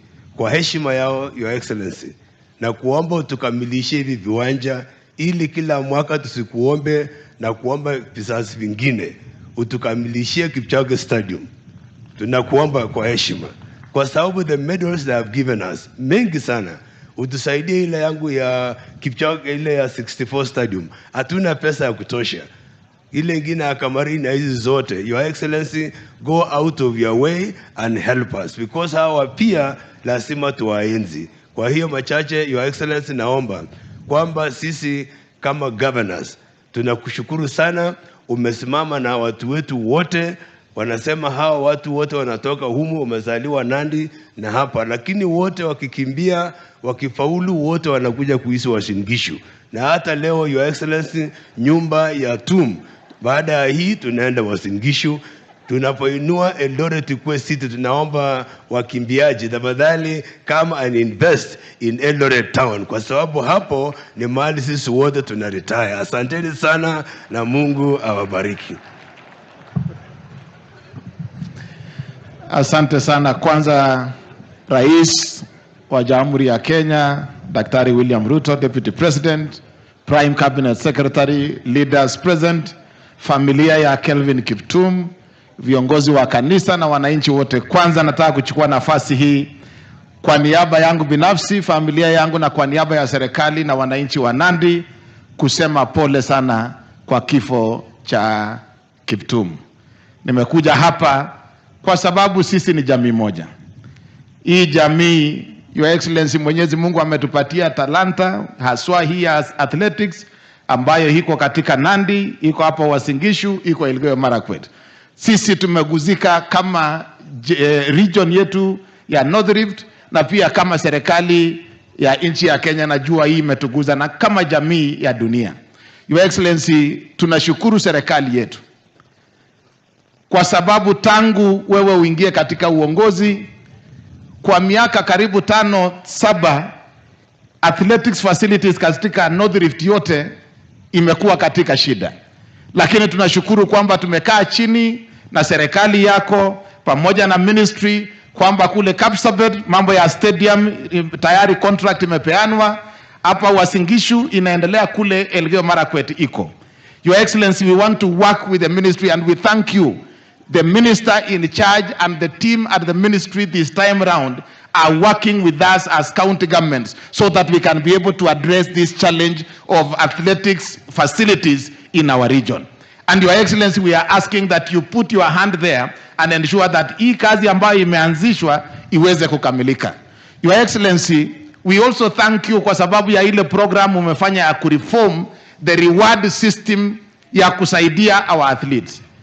Huyu Kiptum tunajua hako na nyumba hapa ile umemsaidia, lakini pia tunajua hako na nyumba kule Nairobi ambaye serikali imempatia.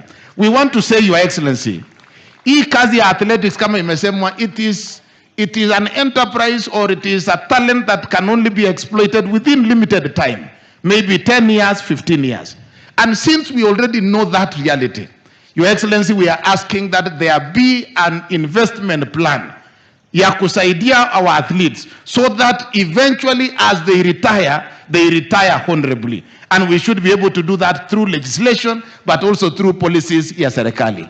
Ya mwisho, Your Excellency, mimi nataka kukuomba kama kiongozi katika sehemu hii, as you work towards transforming the economy of our country, let us not leave anybody behind. Na hawa ambao ni athletes wetu wasaidiwe. And as I conclude, Your Excellency, the threat to athletics in Kenya today is this challenge of doping. And I want to make it clear, Your Excellency, part of the reason why we have not won the war against doping is because the program and the fight against doping is skewed against athletes, leaving out the other stakeholders. Your Excellency, how do you punish an athlete by banning them for 4 years or 8 years, while those who may have participated in the process of introducing them to that mess are allowed to walk free and they will be available to defile and mess up the lives of other athletes? We must rethink the fight against doping in this country and ensure that every person who participates in the process is actually fined, so that we do not have a situation where our athletes are introduced to doping in a manner that messes up their lives as we move into the future. Nataka kusema asanteni sana, poleni familia, tuko pamoja na nyinyi. Asante, Mungu awabariki. Ili nikimaliza, all deputy governors na staff wa counties wote walisaidiana kwa mambo ya Kiptum send off. Tafadhali deputy governor kutoka Nandi, deputy governor Elgeyo Marakwet, CCs, everyone wa county tumsimame tu pamoja. Wale walifanya kazi, speaker West Pokot, wale wote walisaidiana. Your Excellency, mwisho ni kwamba nimepewa kazi ya kwamba tuangalie mambo ya mjane, lakini Your Excellency, unajua mimi ni kijana yako ya mkono, niko chini yako. Wengine wanasema serikali kuu. Your Excellency, wewe ndio unapeana signal kwa hii maneno yote kwa hii Kenya mzima. Utatupanga sisi ndio tutafuata tu ile wewe umesema, ni ile sisi tunafuata, Your Excellency. Finally, to the Athletics Kenya Athletics World Athletics Federation, is that we want to tell the world that Kiptum is not the last athlete to come from this area. Our young children, the young children of Kiptum, will be the ones also to break the record. But there are only two things. You've seen Governor Kutimoja saying, kila mtu ataenda Uasin Gishu. Governor, I want to rectify and say, there are only two things in this world now. If you really need to win anything across the world in terms of athletics, there are only two things. You are either born in Elgeyo Marakwet or you train in Elgeyo Marakwet.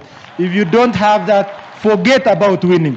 Thank you very much. Nachukua muda hii sasa kukaribisha waziri kijana wa nyumbani, Waziri Kipchumba Murkomen. Na Your Excellency, tunashukuru sana kwa kupeleka mtu mwenye ana title deed mpaka sasa anasimamia barabara yote Kenya mzima. Your Excellency, that was a great honor to Elgeyo Marakwet. Karibu sana waziri. Wesley Waja Fitina. Your Excellency, the President, the Deputy President, the family of our brother Kelvin Kiptum, and all the distinguished mourners who are here, good afternoon. Your Excellency, I'll be very brief. And before I make a few remarks, let me first introduce my colleagues who are here. We have various government officials. Let me start with Honorable Florence Bore. She's the CS in charge of Labor and Social Services. We have also PSS who are here. I'll start with the son of this county and a family member. You can see he's sitting with the family, Your Excellency. Honorable Chris Kiptor, Dr. Chris Kiptor, PS Treasury, is a member of the family, and also he comes from this constituency and this county. PS, I was not to introduce PS Tum, but on behalf of my friend Namwamba, I'll introduce the PS of Sports, PS Tum, who has worked closely with Kiptum and the team. We have also, PS Hari Mutai, the PS of Health, is also here, Your Excellency. We also have former members of Parliament. They just wanted to be recognized here. We have Honorable Kiptanui, we have Honorable Langat, we have Honorable Kamlesh, Daniel Rono. You know what happened. You know what to do, Your Excellency. And we know, and we also have Honorable Langat, who is here. There are many other senior government officials here. There are MCAs of the area. Wako hapa, simameni. Nimeambiwa niwasimamishe. Asanteni sana. Mheshimiwa MCA wa area hii wa ward ya Kiptum ni Leng, na also MCA wa hii area Koima ambaye ni hustler, alikuwa conductor wa matatu. Asante sana, Your Excellency. Your Excellency, kwanza nataka kusema kwamba mimi nilihusunika sana kwa kumpoteza mkimbiaji ambaye alikuwa mtu wa kutegemewa kwa dunia mzima. Bwana Kiptum alipofariki, hatukumpoteza kwa Elgeyo Marakwet peke yake, but in the whole world. Ungeangalia habari za dunia, ungeona kwamba CNN, BBC, all channels in the world were covering his death because, Your Excellency, this man, this very man, who perhaps had the little education, who perhaps, Your Excellency, started running just a few years ago. He was walking on foot. A man who perhaps could never have been recognized by anybody because of his hard work and talent, became a conqueror of the world. Your Excellency, I love athletics, perhaps because I went to St. Patrick's High School, where my desk mates were world beaters, gold medal medalists when we were in class. But I've become a fan of athletics. I watched Kiptum running Chicago Marathon live and breaking that record. Your Excellency, these athletes, including Kiptum, have made a difference through sports. And sometimes we have over-glorified class education, Your Excellency, to the extent that we deny these athletes opportunities to serve in government just because of lack of a paper. Your Excellency, under CBC program, we need to change our mindset. We should not force everybody to have a particular certificate. Their running exploits must count for something and must be rewarded to be a certificate. And Your Excellency, there is no problem if we can absorb these world athletes once they win their medals in the world. There's no problem to take them to government parastatals to become brand ambassadors and get them a job, Your Excellency. These strictures Hii vitu tunaweka kwa sheria kusema lazima ukuwe umemaliza form 4, ukuwe na second hapa degree, ukuwe na masters, your excellency. Under CPC program, I want you to request you, we find a way of accommodating everybody who breaks a world record, becomes mandatory in our government to absorb them in some place in government to serve, to become brand ambassadors of these institutions, your excellency. To finish, your excellency, I want to say this. We support your government in everything that has been requested. We will work with you under your directives to make sure that these things are delivered. On my part, these athletes had requested me in Iten the other day. If we don't plan Iten very well, your excellency, if we don't plan Kaptagat very well, if we don't plan Chepkorio very well, and many other towns, Kapsabet, Kericho, and other places where they train, these people will lack a place to run and to train. Ukienda saa hizi mabarabara zetu umejaa bodaboda na imewekwa lami kila mahali. Ilikuwa ni request ya hawa wakimbiaji kwamba wawachiwe barabara yao ya Maram yenye watakutumia kama training kwa sehemu hizi za North Rift, your excellency. Na nime request all the 3 governors who are here, mark those roads, and as a Ministry of Roads, sisi tutatengeneza tuweke mara mzuri where they can be able to train, because it is not all the roads that must be tarmac. If we put in tarmac, we will finish our watu kwa training na miguu yao itaumia, your excellency. We must make sure that we give them the running tracks for the Maram as they requested. The rest of the things that touch on our dockets, your excellency, tutafanya hiyo tuhakikishe tuende mbele. Thank you, sir, for coming to this county. Thank you also our watu igere bichu tukul ji, your excellency, ko chega chige aya eguchi angete mbubu toko eguchi bichu Chepkorio ni akorone tukul ni amachale ji kongoi ko kasa bichu kole kongoi kikono nafas haun kasi waziri akenge nengung amachale jin aye kasi eng bidii ako chapa barabara choko mwae mheshimiwa yangu necessary. Hiyo ni mambo tutamalizia sisi wenyewe asikusumbue. Your excellency, I thank you, and now it's my pleasure to invite my colleague. And I want to say, when Namwamba is coming here, to these athletes who are here, you got a cabinet secretary who loves his job and loves you people. I have he is my colleague, but under peer review, I can say Ababu Namwamba is one of the most hardworking, committed minister to his job and to the athletes. And I want to say, if you continue like that, Mheshimiwa Namwamba, tukishikiliana pamoja, wewe utabadilisha sports kwa dunia yetu. Karibu ndugu yangu, uendelee kutoka hapo. Asanteni sana na Mungu awabariki.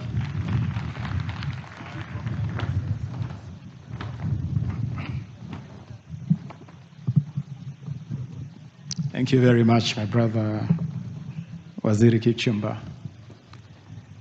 Now, Mzee Samson Cheriot Chepkieng na Mama Mary Kangongo, wazazi wa huyu shujaa wetu Asnath, pamoja na watoto Caleb Kigen na Precious Jerop, poleni sana. Mutio missing. Your Excellency, nataka kuanza kutoa rambirambi maalum kutoka kwa baraza lako la mawaziri, na ni shukuru baraza lote la mawaziri kwa kuchukua muda kuzungumzia huyu shujaa wetu katika kikao chetu cha baraza la mawaziri wiki iliyopita, na wakaweka pamoja ujumbe maalum as a special tribute to this national hero. Your Excellency, allow me to read this message from Cabinet. And this message is signed by His Excellency the President, His Excellency the Deputy President, our Prime Cabinet Secretary, and all Cabinet Secretaries. And this is their message. Since Monday, 12th February 2024, when we received the dreadful news of the passing of Kelvin Kiptum, alongside his coach Javier Hakizimana, on the night of Sunday, 11th February, Kenya and indeed the rest of the world has been gripped by overwhelming sadness at the tragic loss of a Kenyan and global icon. Snatched from us at just 24 years of age, the late Kiptum was a once-in-a-generation sporting talent who astounded the sporting world by becoming the first person to run a marathon in under 2 hours and 1 minute. This historic achievement and his many other record-shattering feats in his short career earned him accolades both at home and abroad, which included his much-deserved conferment with a national honor and award, the Order of the Grand Warrior, or GW. This world is now a lesser place without Kelvin Kiptum in it.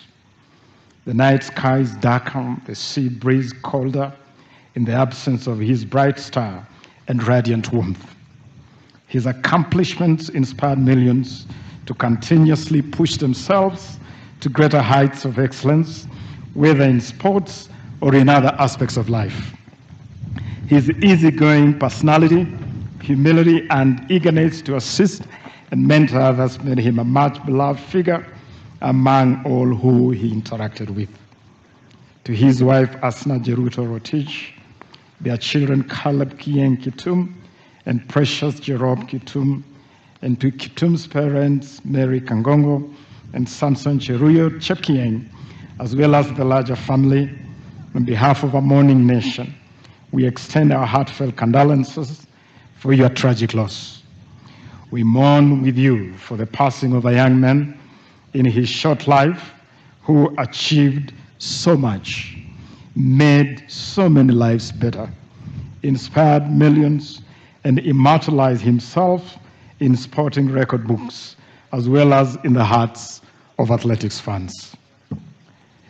What really can we say to make it well to a young wife and children who have lost their pill of joy and strength at such a tender age? What words are enough to pacify parents who had just started watching their young son reap the fruits of hard work and determination? How much condolence is sufficient to console a family bereft of their beacon of hope and direction? Indeed, nothing is sufficient, especially not at this moment of darkness and soul searching, but we join in your pain and invite you to take solace in the Holy Scripture in Revelation 21:14, which says, and I quote, "And God shall wipe away all tears from their eyes, and there shall be no more death, neither sorrow nor crying, neither shall there be any more pain, for the former things are passed away." End of quote. We, the Cabinet of the Government of Kenya, join the world in expressing our grief and sense of loss at Kiptum's passing, as well as our gratitude for having been blessed to have him in our lives, albeit for too briefly. As Kiptum and Hakizimana are laid to rest, we thank the Almighty God for their lives and legacies, and we trust that the Lord Almighty will give you the strength and fortitude to bear this great loss. This is a message from the Cabinet of the Republic of Kenya. Your Excellency, allow me to briefly say a couple of things on behalf of the ministry responsible for sports. Today I stand here really with a very heavy heart because Kiptum for me was like a son, and I interacted with this young man up close, and he was an incredible, incredible young Kenyan. A bright star dimmed far too soon, and an athlete who was already taking a prominent role in all the good things that this ministry and government is doing. Kiptum had already become a champion in our anti-doping agenda, our absolute zero tolerance to doping, our message of running and winning clean. And I could see how devastating that accident was on the whole village of Chepsamo, this whole area of Chepkorio, and indeed the whole Elgeyo Marakwet County. I went to the mortuary, to the morgue at Eldoret Hospital, to view the body of Kelvin lying side by side with his coach, Kavie Hakizimana. And I could see what a great loss it was to the family and to everybody. And I want to assure all of us here today that we honored Kelvin in life. We honored Kiptum in life. 2 days after he broke the world record, the ministry hosted a special ceremony where we honored him in the manner that we have set as government, including the rewards that we have set for setting a world record. And I'm glad that even in his passing, again, government has stepped forward to honor this national hero so that we recognize that he was a hero both in life and in passing. And I'm glad to also disclose that we have extended this honor to his coach, Kavie Hakizimana. Nataka kushukuru Mheshimiwa Rais ya kwamba uliniruhusu siku 2 zilizopita, uliniruhusu kusafiri hadi kule Rwanda, Kigali, kujiunga na familia ya aliyekuwa kocha wa Kiptum, Kavie Hakizimana. And I joined the family and friends of Coach Hakizimana as we laid him to rest in Kigali. And I want to assure you that the people of Rwanda really appreciated the gesture from the people and the government of Kenya of standing with that family. And incidentally, mkewe kocha Hakizimana ni mtoto wa hapa Chepkorio. Joan Chelima anatoka hapa Chepkorio, ambaye sasa ni mjane, na tumetoa msaada maalum kama serikali kusaidia familia hiyo. Let me also add that there is a very deliberate effort that government is doing to support our sportsmen and women in terms of facilities, and I've had a lot of talk here about facilities and infrastructure. Your Excellency, again, with your guidance, we are already working on a lot of these facilities. We have advertised the construction of Camarine Stadium to international standards, and we are at the tail end to start that project. Alongside Camarine, we will also be upgrading E10 grounds. And in honor of our fallen hero, I see no reason why we cannot add these Chepkorio grounds to that project, which is already progressing. And in this whole region, which is really our talent belt, all the way from South Rift, from Bomet through Kericho to Uasin Gishu to Nandi, Elgeyo Marakwet, West Pokot, this whole region, we are being very deliberate, Your Excellency, in investing in upgrading of facilities. We already have a project to upgrade Kipchoge Keino Stadium, which in fact is one of our target host cities for the Africa Cup of Nations in 2027. We have already advertised the construction of Kipchoge Keino Stadium in Nandi County. Our eyes are on Kapkatet grounds in Kericho County. Our eyes are on Bomet Stadium in Bomet County. And so this whole athletics talent belt is very much fully catered for in our infrastructure development program. That I want to assure you here. We have also included this region in the special program of setting up training centers. Your Excellency, we have set up 42 athletics training centers countrywide. And this Elgeyo Marakwet County has 3 of those 42. Kaimoi Secondary School, Kapkenda Girls, and Cheworot Boys. All those are centers among those 42. And we have now added St. Patrick E10 as a special elite training center.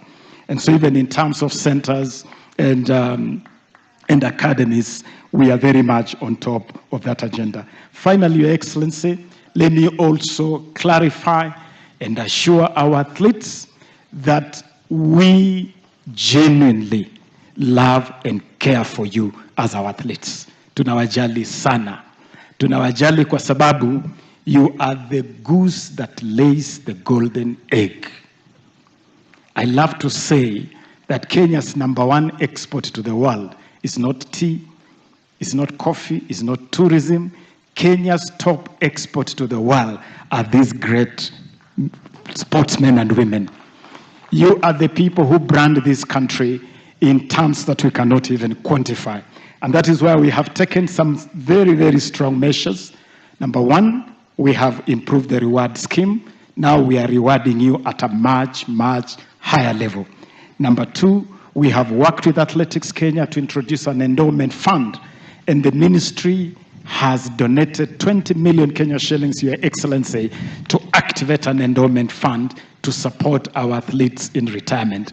And we have invited the private sector to work with us to support that endowment fund. #3, we have initiated together with Athletics Kenya a pension scheme where our athletes can save voluntarily while active and can draw from that while in retirement. We have also partnered with Athletics Kenya and Housing Finance to start a special package, a special product for you to fully benefit from the affordable housing program.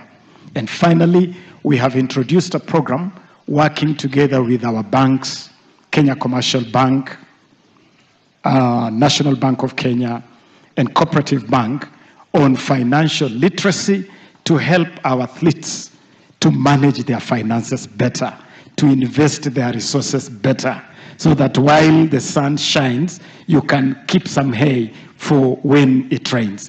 And so I believe that we are doing well. I want to invite all of us to support all these programs. I want to invite partners like Golazo, like Nike. We appreciate the work you are doing to help us develop athletics. We want to invite you to work with government to support all these programs so that we can fully support our athletes.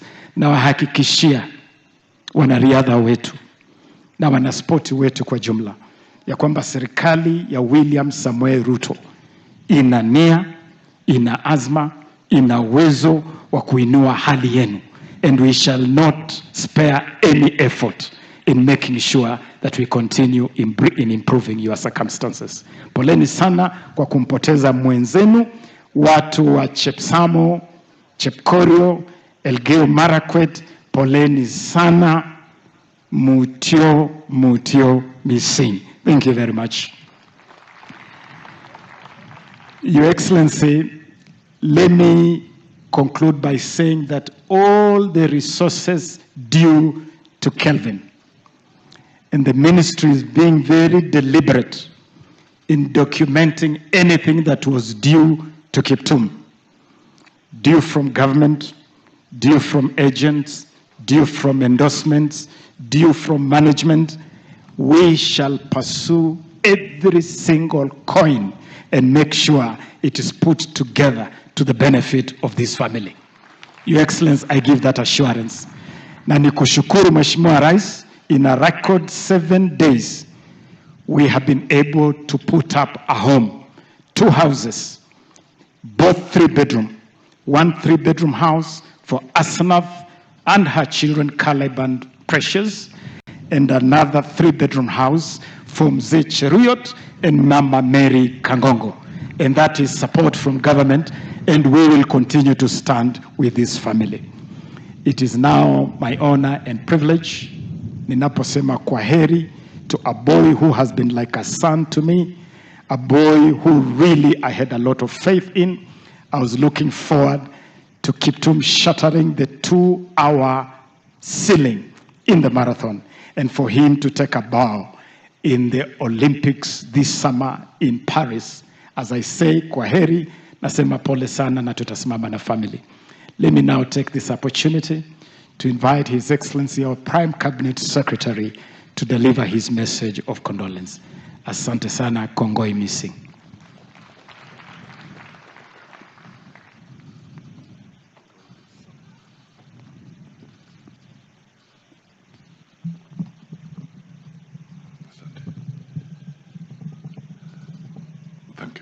Your Excellency, the President of the Republic of Kenya, Dr. William Samoei Ruto, the Deputy President, Rigathi Gachagua, the widow of KELVIN KIPTUM, Asanath, and your two children, Caleb and Precious, the parents, the sporting fraternity, World Athletics, and the Kenyan athletics leadership, friends, brothers and sisters, and the clergy.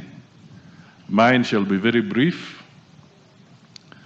First is to take this opportunity at a personal level to convey our deepest condolences to the family of KELVIN KIPTUM, a flame that has been blown out by an unfortunate accident only a few days ago. Your Excellency, it's a difficult moment, particularly for the family and for the people of this area and Kenyans and the athletics community. We can only wish and pray that the record that Kiptum was planning to break shall one day be broken by Precious and Caleb.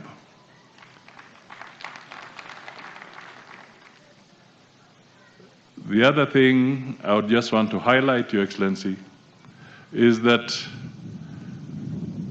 we wish to recognize and appreciate your government because you have provided a strong, peaceful and stable and secure environment for these young people to be able to showcase their talent and be able to globally scale this particular terrain without any worries whatsoever.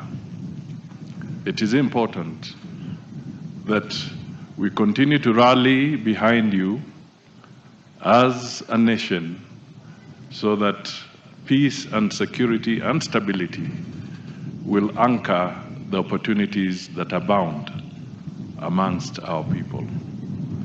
Finally, Your Excellency, I have come to this place where they say it's high altitude.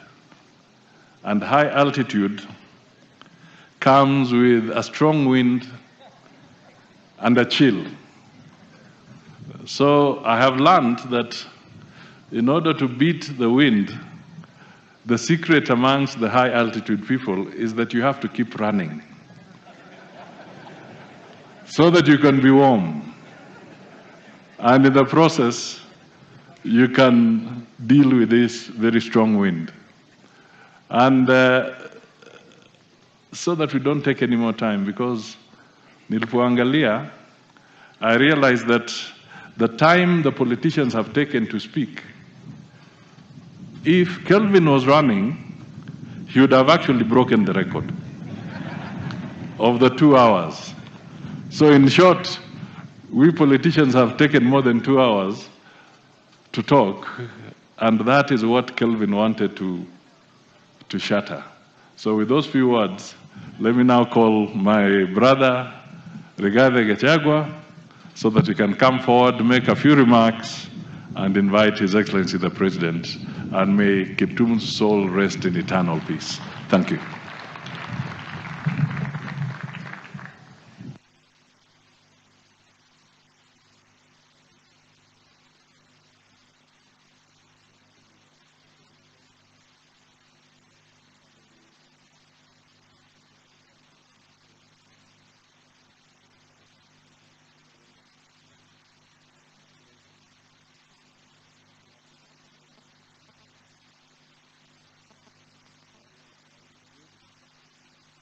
Another time, nisalimieni kwa haya. Bwana Yesu asifiwe.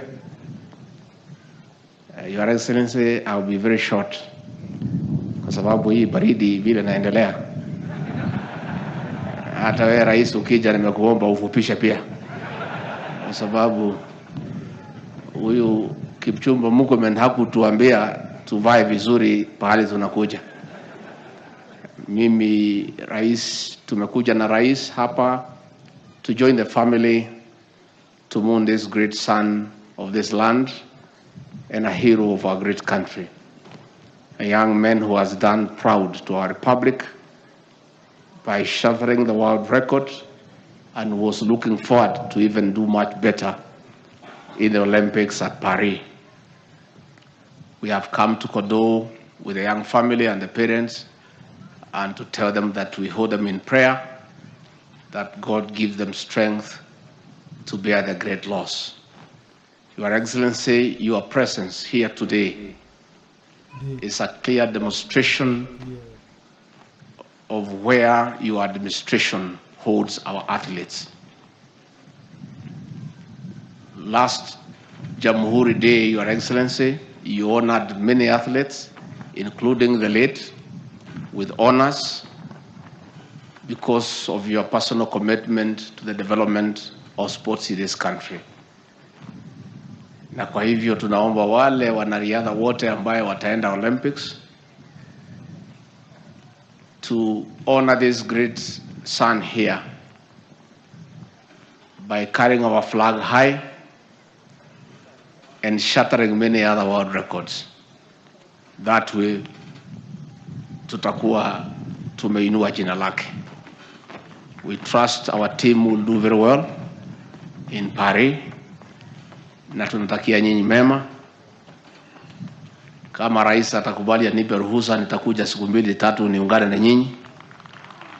Sijui kama atakubali kwa sababu rais siku hizi kichwa yake iko tu kwa mambo ya uchumi. Anatusukuma hata sisi wengine masomo yetu iko chini, anatuambia tukue economist. Najua huyu rais ni rafiki yangu, lakini kuna bahali alinichenga kidogo. Aliponiambia nikuwe naibu wake, nilikuwa nafikiri nakuja kumsaidia kazi.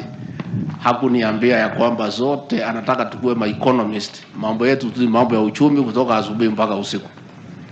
Kwa hivyo rais, utanikubalia mimi niende Paris siku 2-3 niwachane na mambo ya uchumi nika support hawa. Sisi tunataka kusema tumekuja hapa kuungana na nyinyi, na we want to say pole to the parents, to the widow, to the children. We are with you in prayer during this very difficult time. Governor, umeongea mzuri ya kwamba ukitaka kuwa mshindi, this is a county to be, na hiyo ni mzuri. Umesema pia ukitaka good training, this is a county to be. Ungeongeza tu ukitaka bahali iko baridi kali, this is a place to be. Kwa hayo machache, ningemuomba rais wetu kwa heshima akuje aongee na apeane rabirabi. Mheshimiwa Rais.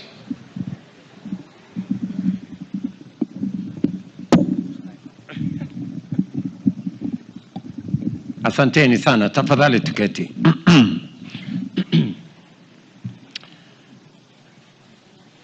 Mama mjane, Mama Asanath na watoto wa ndugu yetu Kiptum, Caleb na Precious, mzee baba yake Samson na Mama Mary, familia, wananchi wa hapa Chepkorio pamoja na Elgeyo Marakwet County, hamjambo. Hamjambo tena. Chamgei.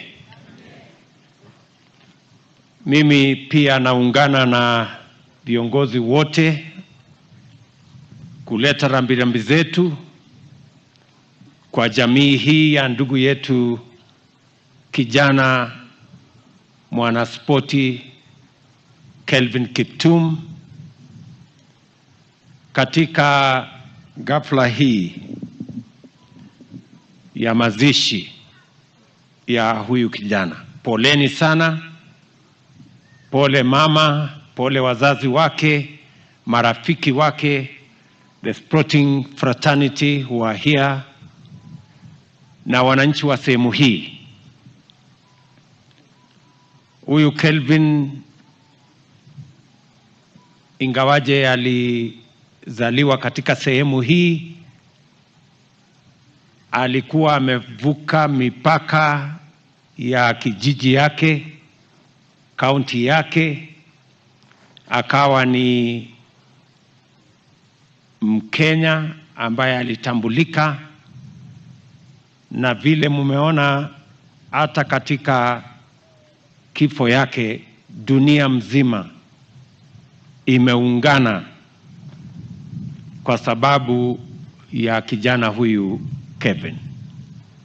And therefore we've come here as friends, as family, as leaders, to condole with the family on the demise of this great Kenyan and a world beater.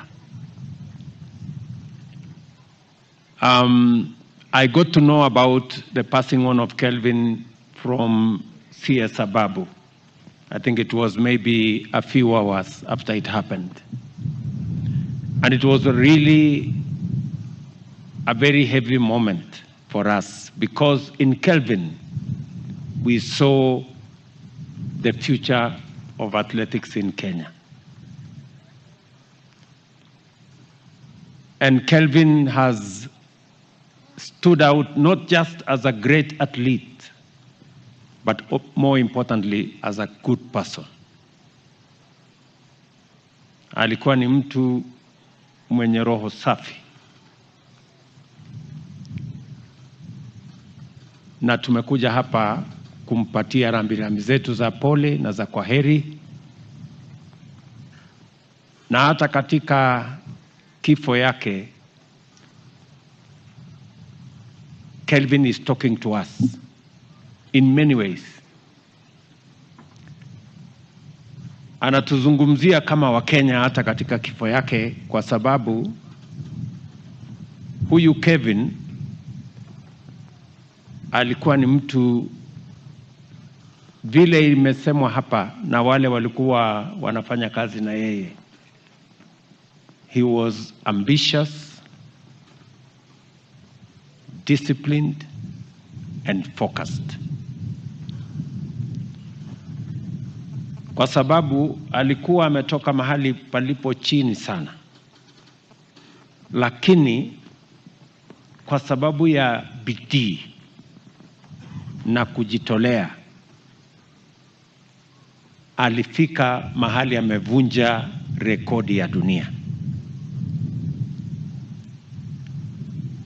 Huyu kijana ambaye alitoka familia ambaye haijulikani, sehemu ndogo ya Chepkorio, lakini leo rekodi ya dunia iko na jina yake.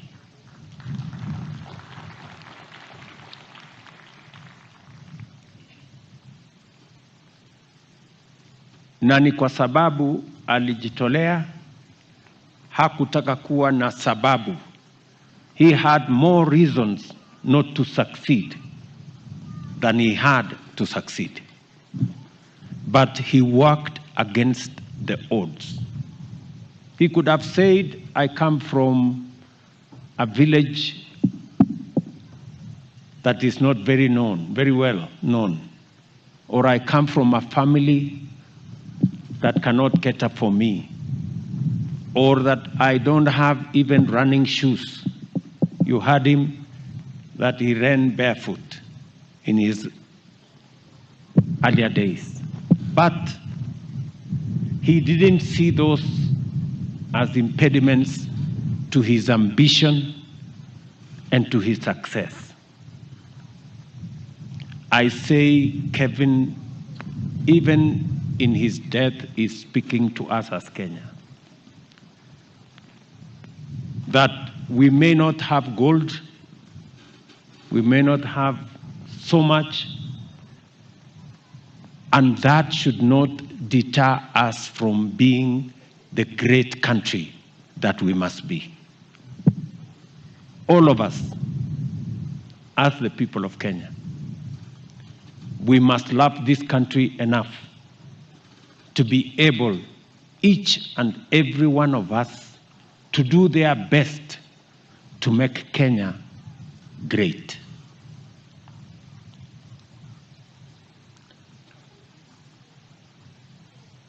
Kelvin had just joined the many heroes that we have, the great ambassadors of our country, our sportsmen and women that keep Kenya on the world map.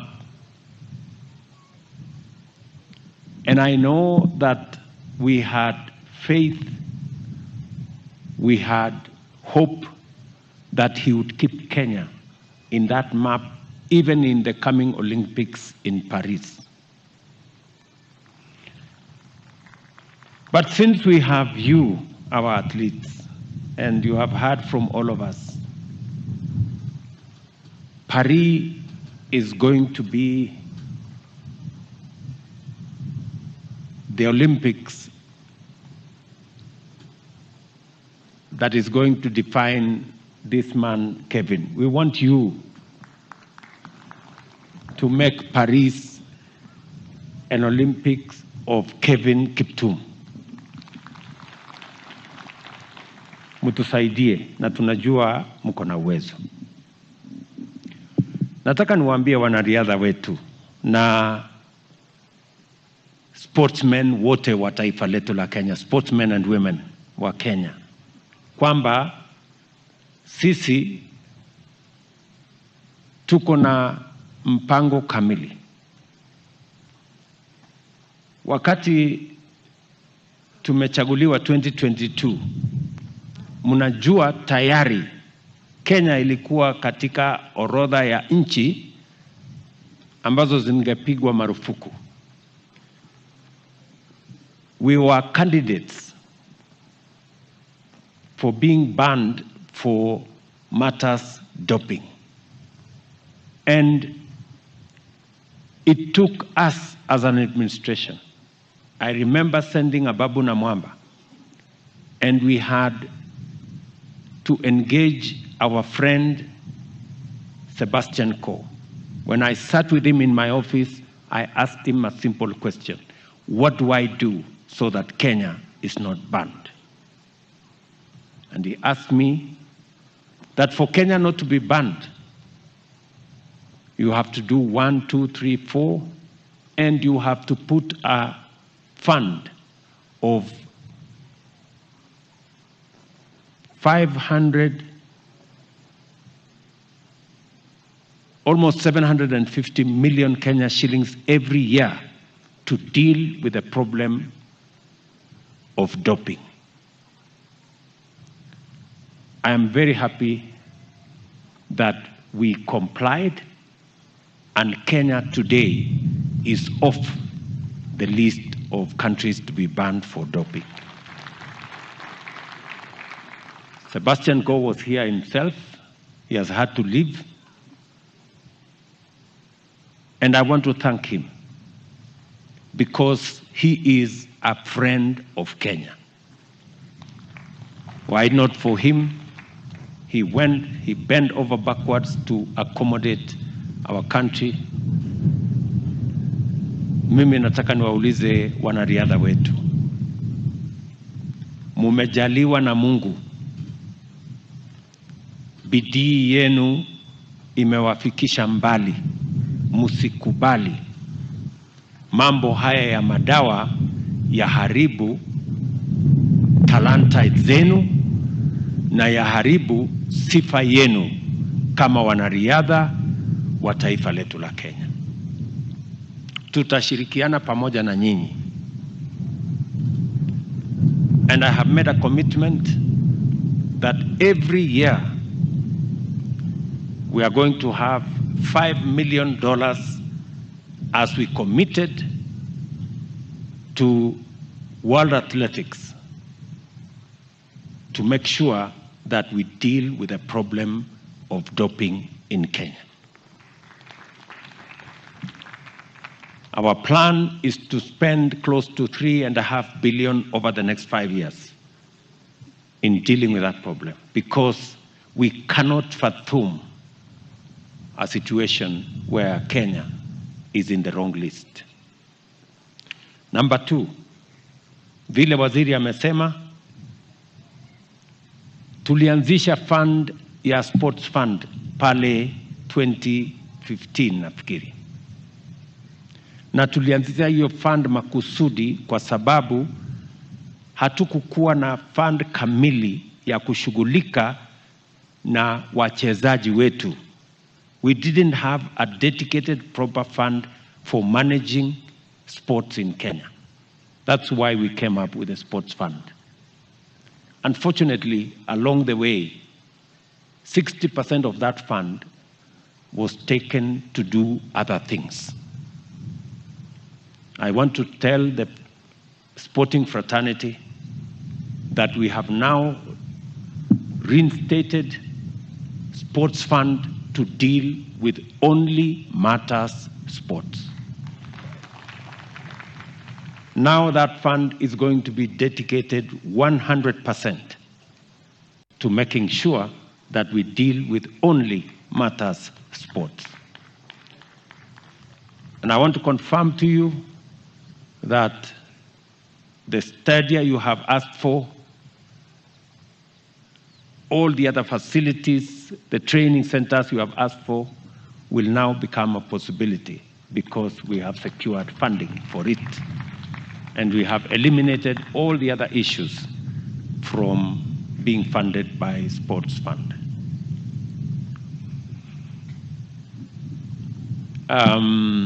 We have other interventions. Tuko na maneno ya endowment fund ambayo tumeanzisha kushughulika na wachezaji wetu wote.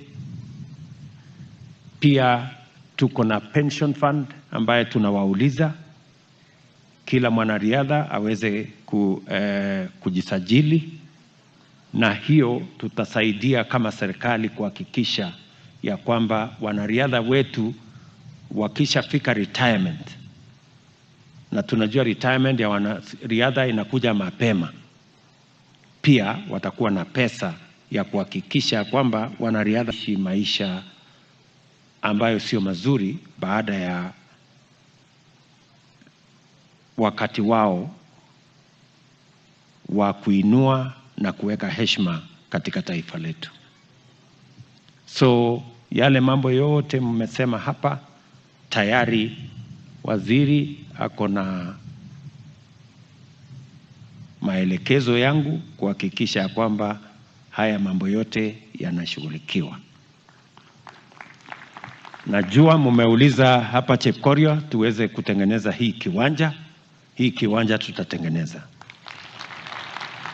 Kiwanja ya Kamarin tutatengeneza. Kiwanja ya Iten tutatengeneza. Ile ya Eldoret tutatengeneza. Hizo zote kwa sababu sasa ile pesa ilikuwa inatumika kwa mambo mengine tumeyaondoa katika budget yetu ya mwaka huu.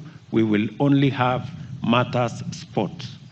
And I am going to tell members of parliament we are bringing the sports fund law to parliament so that we can amend to eliminate all the other things that were inadvertently put, that is compromising the fund in matters funding sports. So tutashirikiana namna hiyo. Nakimbia wachana na yeye. Sasa tabungo wacha tu aketi hapa. Pelekeni yeye aketi hapa. Tabungo keti hapo. So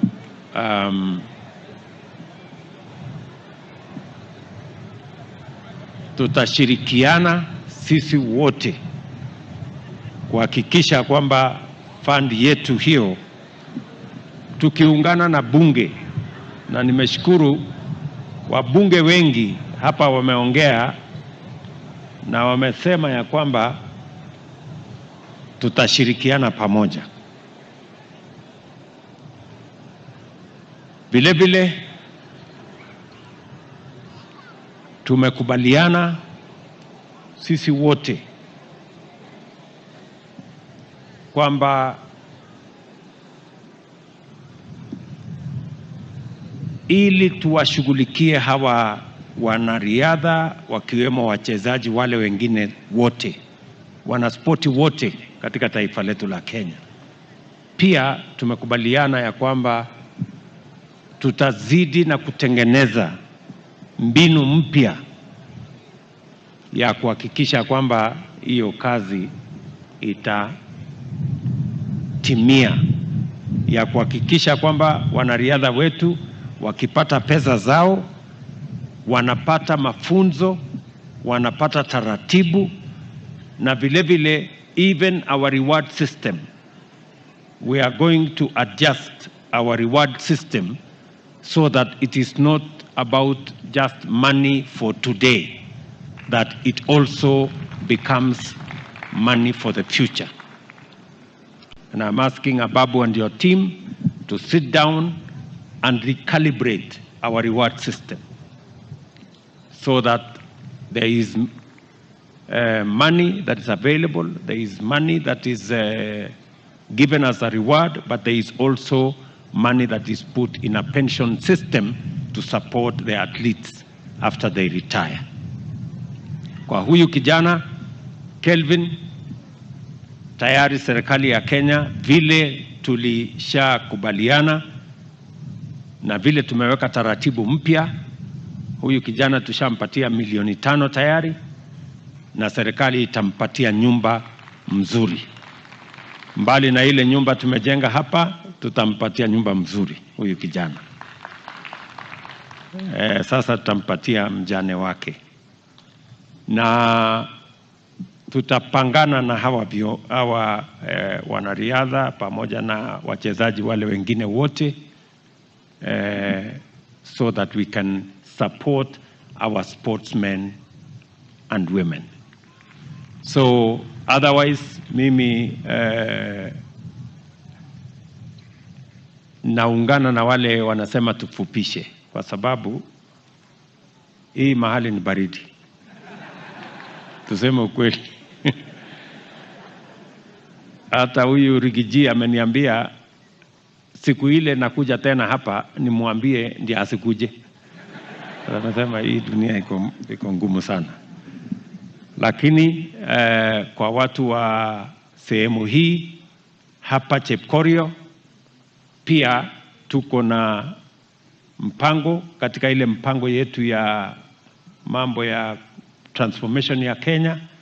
Hapa Chepkorio tuko na soko ambaye tutajenga ya shilingi milioni 50. Tutajenga soko hapa Chepkorio. Pia ni candidate ya affordable housing.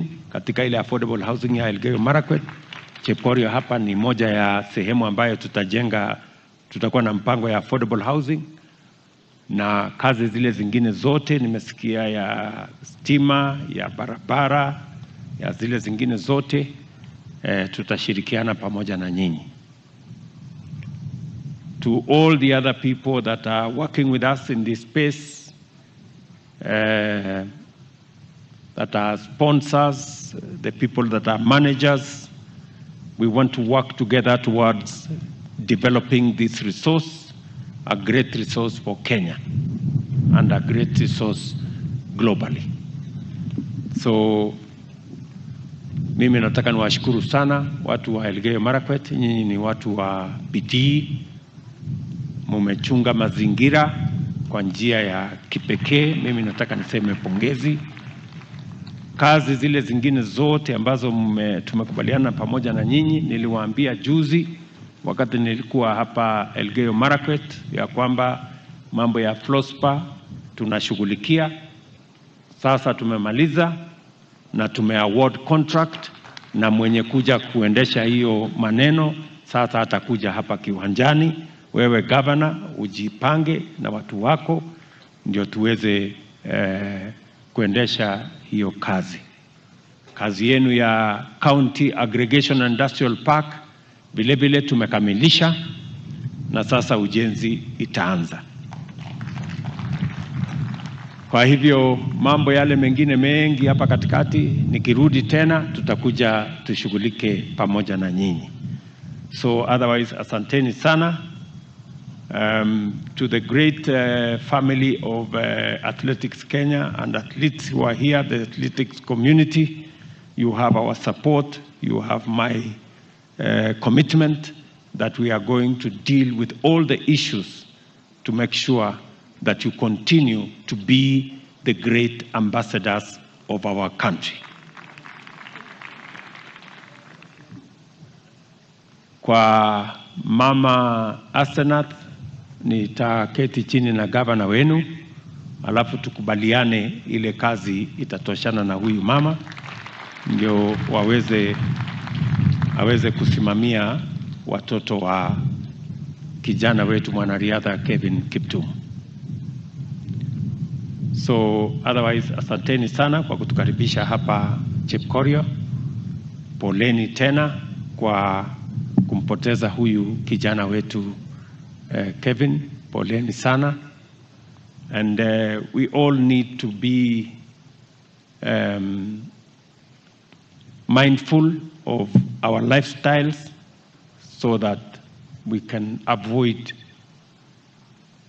instances like this, that in a very young age, a very promising, good Kenyan has lost his life. Tutashirikiana pamoja na pia wazazi and the coaches and all the other people that are involved, the managers, they should do more to make sure that we mentor these young people and young athletes into great sportsmen and women. Watu kama kina Paul Tergat, you should do more. The other older sportsmen and women, they should do more in mentoring the younger ones and guiding the younger ones so that we can assist them to be successful athletes and successful Kenyans. We will do our part as the government of Kenya, and I implore on everybody else to do their part. So, Mutiami Singh, big up Gokwa Chepkorio. Mutio ngalega Kevin. Ngalek chuna lag kutanyige moe ko kakabwa ang betu tage. Poleni sana. May Kevin's soul rest in eternal peace. Asanteni sana. Thank you, Your Excellency. Na sasa tukienda kumalizia ibada, nitamuita Philip Kiplagat aje apatiane vote of thanks on behalf of the family. Alafu tumalizie kwa benediction. Bishop Korir will give us the benediction as we exit. I'll guide you on the exit protocols after that.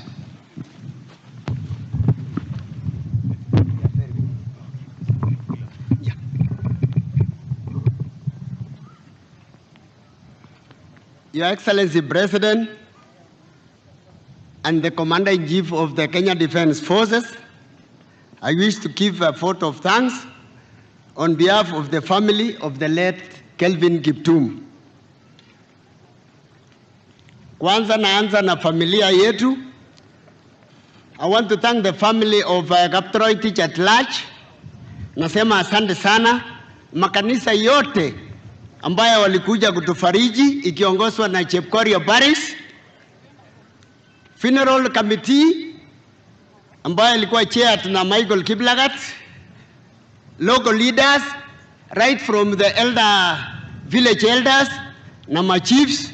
Asante sana, tulishukuru sana. Elected leaders, MCAs, Kaptarakwa Ward, Chepkorio Ward, and Kabiabit Ward. Asanteni sana, we don't take that for granted. County government of Elgeyo Marakwet, asante sana, ikiongozwa na Governor Wesley Rotich, tulishukuru sana. MPs kutoka Keio South, Keio North, Marakwet East na Marakwet West, asante sana, mulikuja kutufariji. County Commissioner, Elgeyo Marakwet, Athletics Fraternity, led by General Tuwei, asanteni sana. CEO Kolaso, asante sana, tulishukuru sana. NOC President ikiongozwa na Tergat, asanteni sana, mulifika nyumbani mukatufariji. We don't take that for granted. National government led by Head of Public Service Felix Koske alifika nyumbani akatufariji. MPs, okay, Masieses, asanteni sana kiongozwa na Murkomen. And finally, I want to thank the President for giving a directive kuchengewa nyumba kwa mchane wa Kelvin Kiptum na mzee Samson Chepkieng. Wote tunasema asante sana. Mungu awabariki na ataongezea mengi kushinda hiyo mliotupatia. Asante sana. Thank you so much, Your Excellency the President and Commander-in-Chief of the Armed Forces. Asante sana. I'll now request to call Bishop Korir aje atuongoze kwa maombi ya kumalizia, na nitaomba sote tusimame for the benediction. After that, kindly we shall maintain our positions. We'll allow the casket to lead, followed by the clergy and the family, ndio watatuongoza kutoka. Kwa hivyo naomba tafadhali tubaki mahali tulipo tukimaliza maombi, ili tuweze kumpatia mwenda zake heshima zake. Kwa sasa tumalizie kwa maombi. Basi tuombe.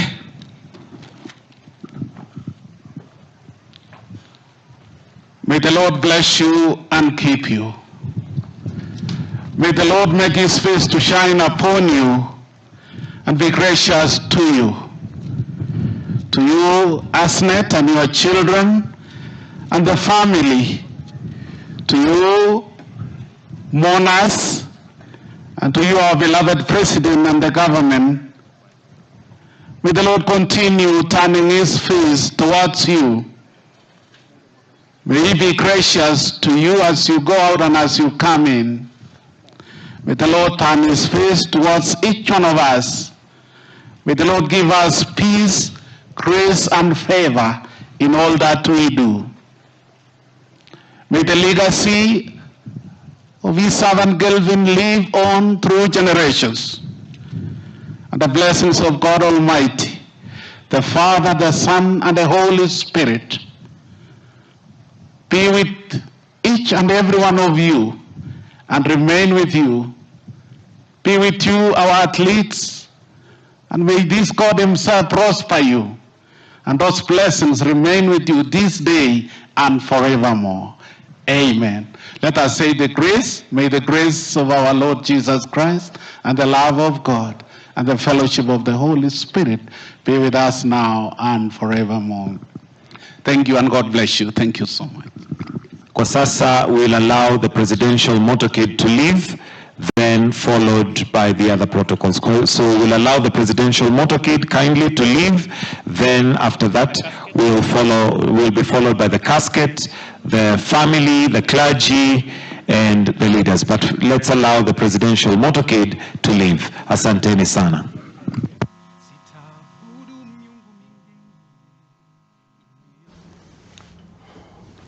Well, of course, you're just joining us. These are the live proceedings of the final run. Kelvin Kiptum, the funeral service has just concluded, and we just listened in to the President of the Republic of Kenya, Dr. William Ruto, just sharing his tribute and reflecting on the life and times of Kelvin